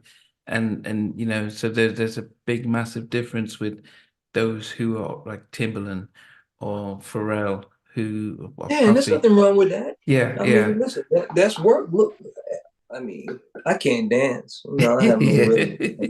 Well, you guys did do some of the stuff with the Flex. I mean, Yeah. people always ask, do you think there'll ever be the Flex reunion, just doing something? You, Cliff, and Well, Eric? believe it or not, I think uh, Eric is going to be on the record with Cliff. I think Eric and Bilal is going to be on the record with Cliff. So that would be like a A Flex mini Flex reunion. Yeah. reunion stuff. Yeah, but Um, we all over Jaheim's projects, and I mean, so in all honesty, Jaheim's every song that he's done for the most part has been a representation of some part of the flex, between Cliff being on all the backgrounds, or Eric's writing and on the backgrounds, and whatever production on whatever songs I've done with him. yeah. Okay. So, I mean, yeah, so you're saying in a couple of weeks we'll be able to see the first single that's dropped out and stuff. What I'm actually going to try and do then is I'd rather I'd probably schedule a live interview so that people could ask questions and Okay. yeah, so I'll be able to set that up And with the where artist, we have it's going to be Juanita. yeah, you Would you can like bring me to your have the artist? you Okay. can bring yeah Oh, because that's listen, that she's yeah. dynamic, man. She's uh, from Fred Hammond to Angie Stone. She wrote up for Beyonce with Chanel Red and Tanisha from Big Draws. Um, oh man, just a dynamic singer, man. She's worked with some of the best, man.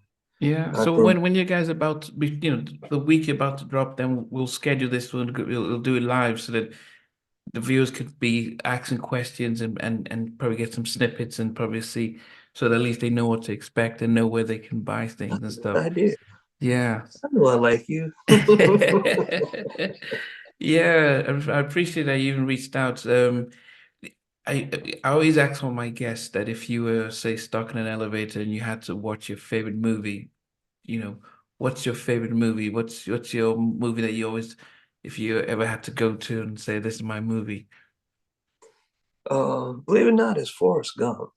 Okay. There's something to be naive, but yet uh, wonderful all in of itself. Like you couldn't offend that guy.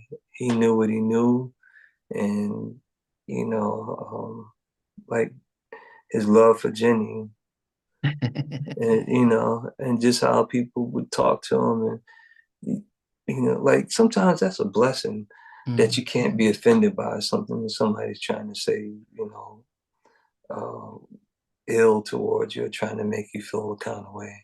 Just like it don't even register, okay. falls off your back.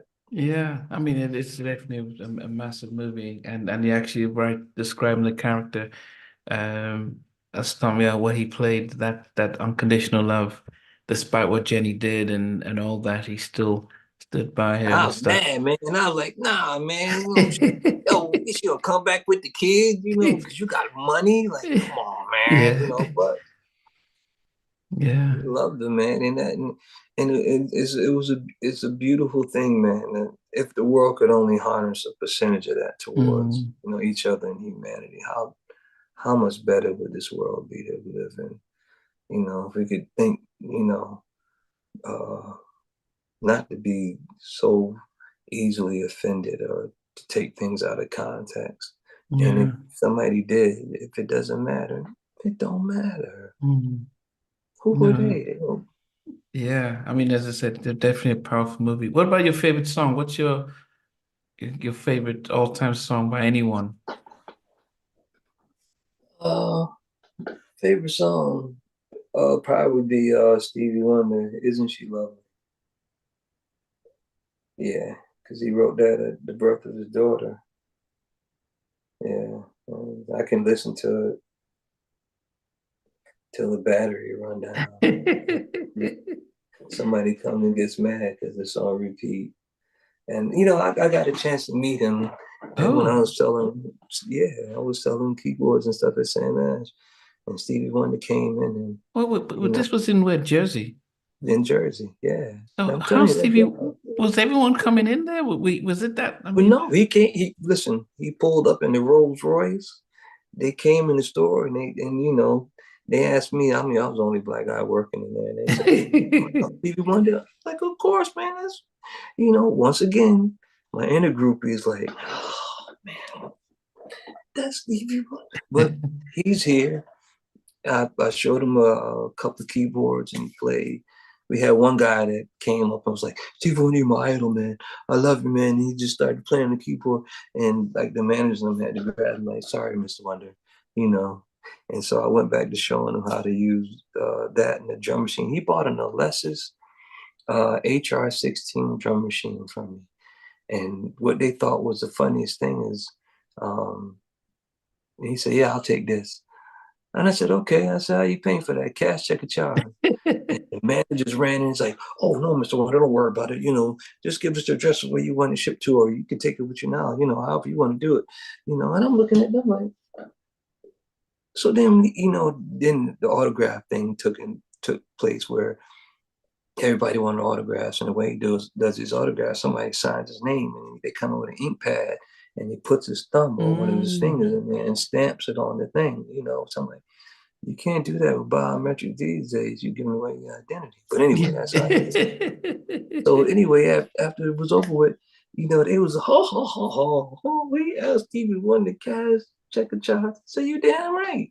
Who gonna get paid for selling that drum machine? Like, y'all gonna just give it to him? Man, he drove up here in a Rolls Royce. If you gonna get something away, give it to me. I'm the one that can't afford it, man. He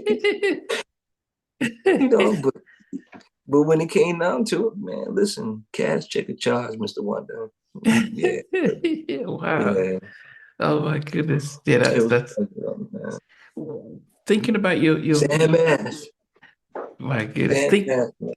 Thinking about your own production, what would be your top five songs that you produced that you look back and think this would make my top five?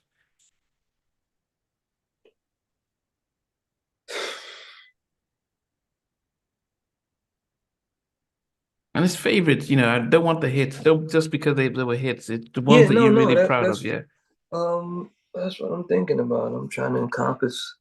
Um, I've been fortunate, man. I mean, sometimes I can't even believe. I mean, how many projects I've been a part of, and how many records that I've been blessed to be able to do. Um, and I think the You Know What's Up stands out as the top, even though it was the best record, only because it represented the culmination of uh, ultimately what I thought, when it came to music, and not being afraid to, and thank God, producing with Eddie. He walked out on the ledge with me. We walked out together because Mm. he's DJ Eddie F. He got more to lose than me. But that then I would say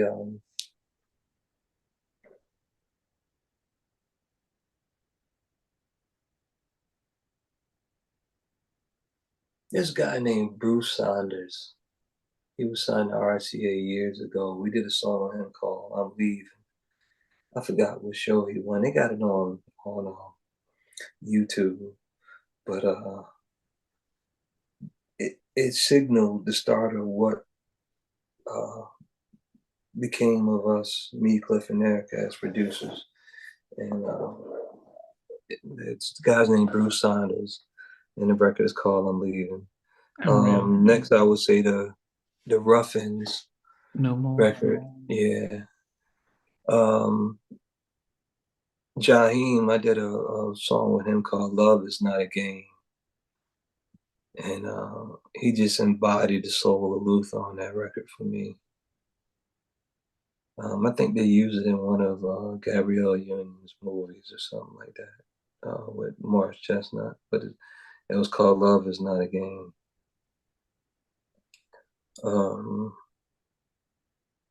Jaheim's Jaheim's song "Everywhere I Am." This guy named Sylvester Jordan, he grew up with Baleo Muhammad down and Eddie Berkeley down in Florida. He wrote that record. I remember I had to go to DMV for something, and I'd come up with the music, and he was staying with me at the time. So he was sitting in the car waiting on me. When I came out of DMV, he sung the record, and I mean, he fully captured everything that described Jaheim, and his relation to his mother, having passed. And it's a beautiful record, man. I mean, he's received so many offers to perform that at people's mothers' funerals. And yeah, that record, "Everywhere I Am."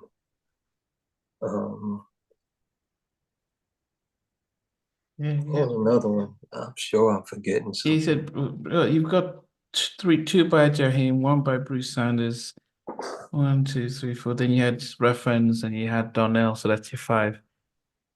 Okay, there you Yeah, go. those are your 5. Save me. Did you do anyone with Luther? Did you produce anything with But Luther?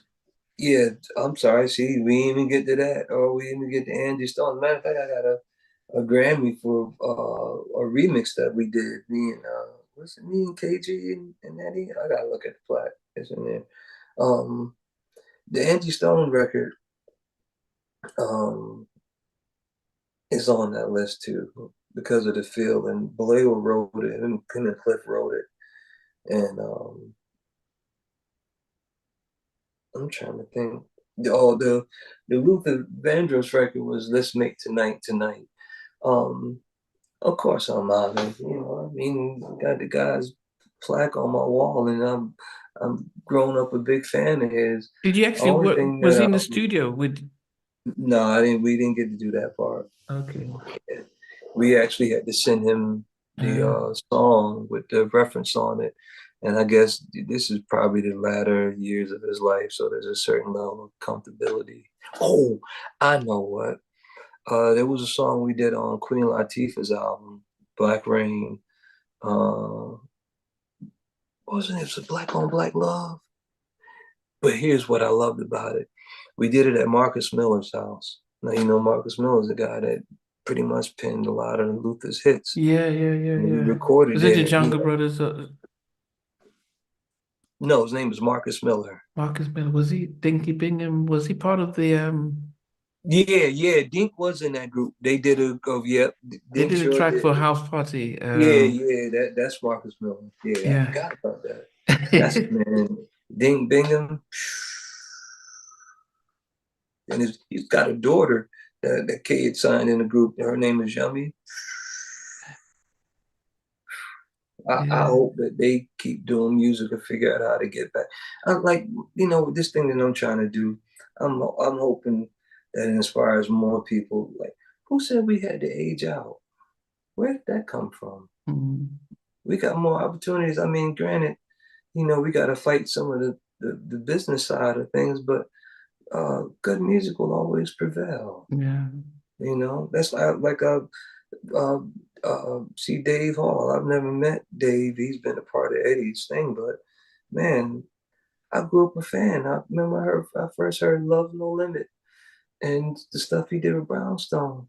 But he's constantly. I think he's getting ready to do some stuff now too. So I hope there's a whole renaissance. It ain't got to be about me. I just hope that people get the Yeah. listen. We're tired of of, of cookie cutter music, so to speak, and that's no knock on anybody that's being successful. And don't be afraid of AI and all the new technology. Where they got this new thing that everybody's raving about, where it can separate music. And so now the way we had to EQ and take stuff out, they can snatch anything they want out of the song, like if it was played right then and there, which is crazy. But here's where technology is, and it was here when I got into it. It's only as good as the user. If you don't put nothing in, you ain't gonna get nothing spectacular out. Yeah. And if you think that if you gonna cheat, then so is everybody else who don't have no talent, and y'all all gonna sound alike because y'all are only as great as the technology. So you can get good musicians. We can all have the same sound, same samples, but turn us loose on our own. You're gonna come back with something totally different because it's not about the samples or the drum sounds or the keyboard. It's about what we get out of it, what we put in. And that's the way people, because you can give AI prompts now and tell it what style of music you're looking for, and it'll spit out something. You go, oh. Yeah. Were you ever officially part of the Untouchables, or by the time you worked with Eddie, had that dissolved? They had already disbanded by the time me and Eddie started working together. Okay, so that's why you didn't meet Kenny Smooth and Dave Hall and okay, and okay, that's why you say you didn't meet up with them. But I guess, as I said, we've gone your production and stuff, and then finally, as producer, who makes your top 5 producers? If you had to compile the top 5 producers, not that you've worked with, but just as producers, but as a producer looking at the sort of the top 5, who would you pick?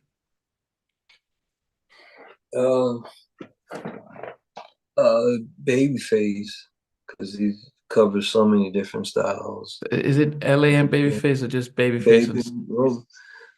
Well, I say Babyface. I like the stuff he did with LA, but I've seen, even like the song he just put out a while ago with Ari Lennox called 2 something. I can't think of the name. Okay, that's fine. So okay. But man, and then I didn't know he wrote Slow Jam, years ago for what was it? Midnight Star. Okay, yeah. Let's play another slow jam. Yeah. On the slow. Man, that was Babyface. Yeah. So I'll say Babyface first, and I would say Teddy, and then I would go to Timbaland. Man, when I've seen this guy in videos with a pencil on the table, and we had the same attorney. I never got a chance to, I would love to have seen what would have come out of, us collaborating on something. But man, he's phenomenal, man. Is it your last 2? Last 2. Let's see. I guess I have to go to KG, man, because I learned so much from him and how to balance a multitude of music, but how to shape the sound of a group, how to identify what works, best for them and what the market is looking for.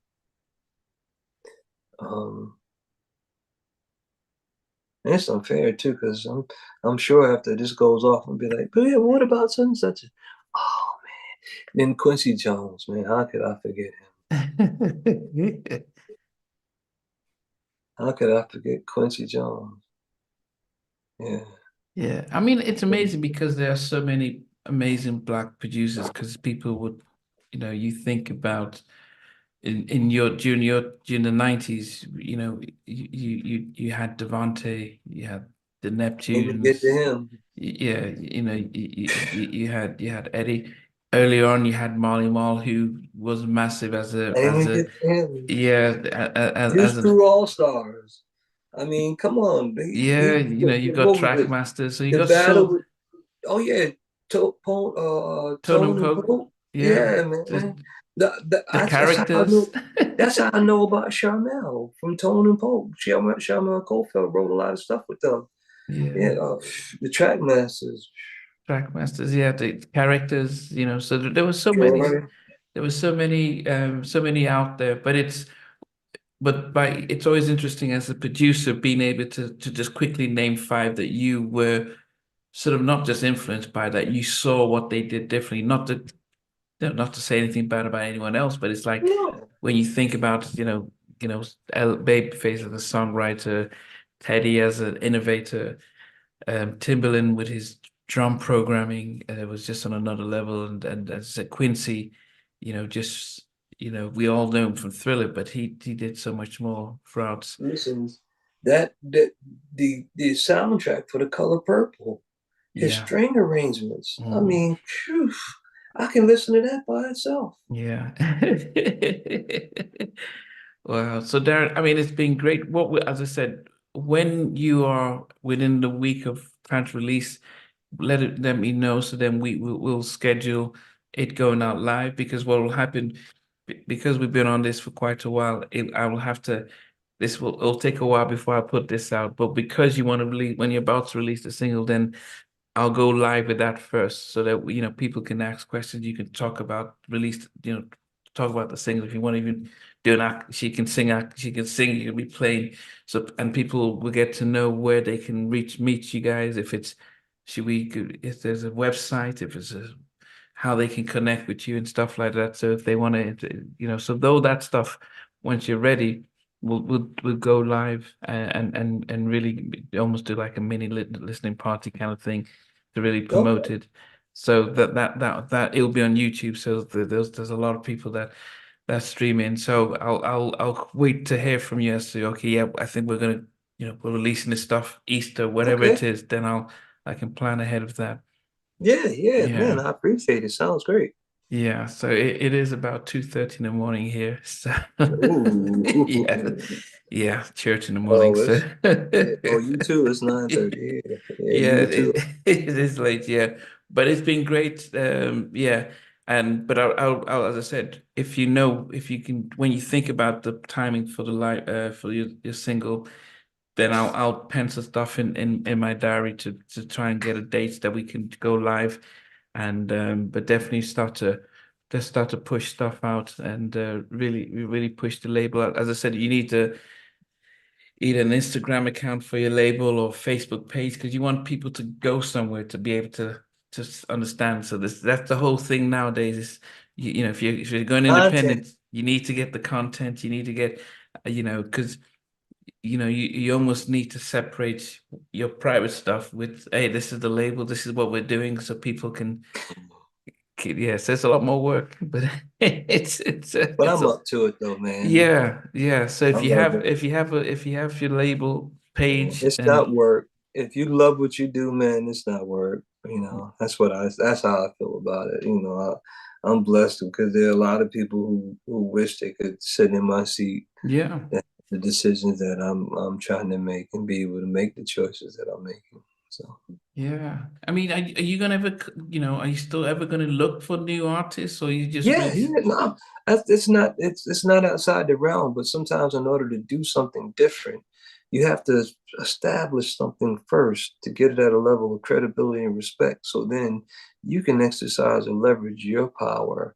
And sometimes when you're starting out, and a name is always a good thing, but when people think that they're in a greater position of bargaining or greater position of leverage or power, they're not necessarily willing to want to meet some of your demands, like some of the things how I want to do business, because there's a level of transparency that comes with that. And not everybody is going to operate that way. And I'm okay. I want to yeah. be able to say no, no, thank you. I mean, that's important. As I said, Eric was very much, when I talked to him, he was very much of a, if something happened to you, why does that have to happen to me? He was very much of a, I think, scarred by what happened to Marley, with Marley, and he talked about his own businesses with Blackstreet and stuff, and he just didn't have that mindset of, well, why should somebody steal from you, then you come and steal from me? Um, and I think when did speak to Donell, he said the same thing about how Eddie was like, yeah, we're going to set you up here. I'm not here to steal from you. And the same thing Man of with, God. because there's like, you have to break that. You can't say, well, they took advantage of me, so I'm going to keep taking advantage of everyone else that comes under me so I can make it back. Unfortunately for Carl West, he said the same thing. He got signed to Uptown as a producer, and it wasn't until like, where's half the money gone? And it's like, oh yeah, we got you here, and it's like, but why stifle creativity? Why we as a community of Black people, you're supposed to build ourselves up, and look out for each other and create something bigger. And if we're stealing from each other and putting ourselves down, who's going to do it for us? Why is country music making so much money, or why is pop? Why does one community, make money and look out for each other? One of the things I appreciate about the Jewish community is that they look out for each other and support one another. And it's like, hey, we're going to make a movie. I know you don't know anything about movie making, but hey, I'm going to teach you, and then and build you up and help you out. And we don't seem as a Black community to learn from these guys who are being successful and supporting one another. So it is disappointing always to hear this. I've been doing this for 3 years, and everyone tells me the same story of, yeah, I got taken, I got taken, they took my publishing. It's like, but why? So it is hard. So the power in us is in faith. It's impossible to please God without faith, and faith is there's no evidence of it. It's unknown, but you just have to believe. And so I think we were our greatest when we were had a greater God presence in our lives as a community. Mm, And the adversary to that is money, because money breeds not money in itself, but the love of money. mm, And I'm trying to get for me so I can have so much so that you're not concerned about how what you do affects other people. So, it's gonna happen. Um, it's primarily like what I'm trying to do. Hopefully, I sow a seed that catches on. Everybody's not gonna agree to it. Everybody's gonna have their bottom line. But if we can just change the thought process towards everybody benefiting from being creative, mm. and wanting, it's a different mindset.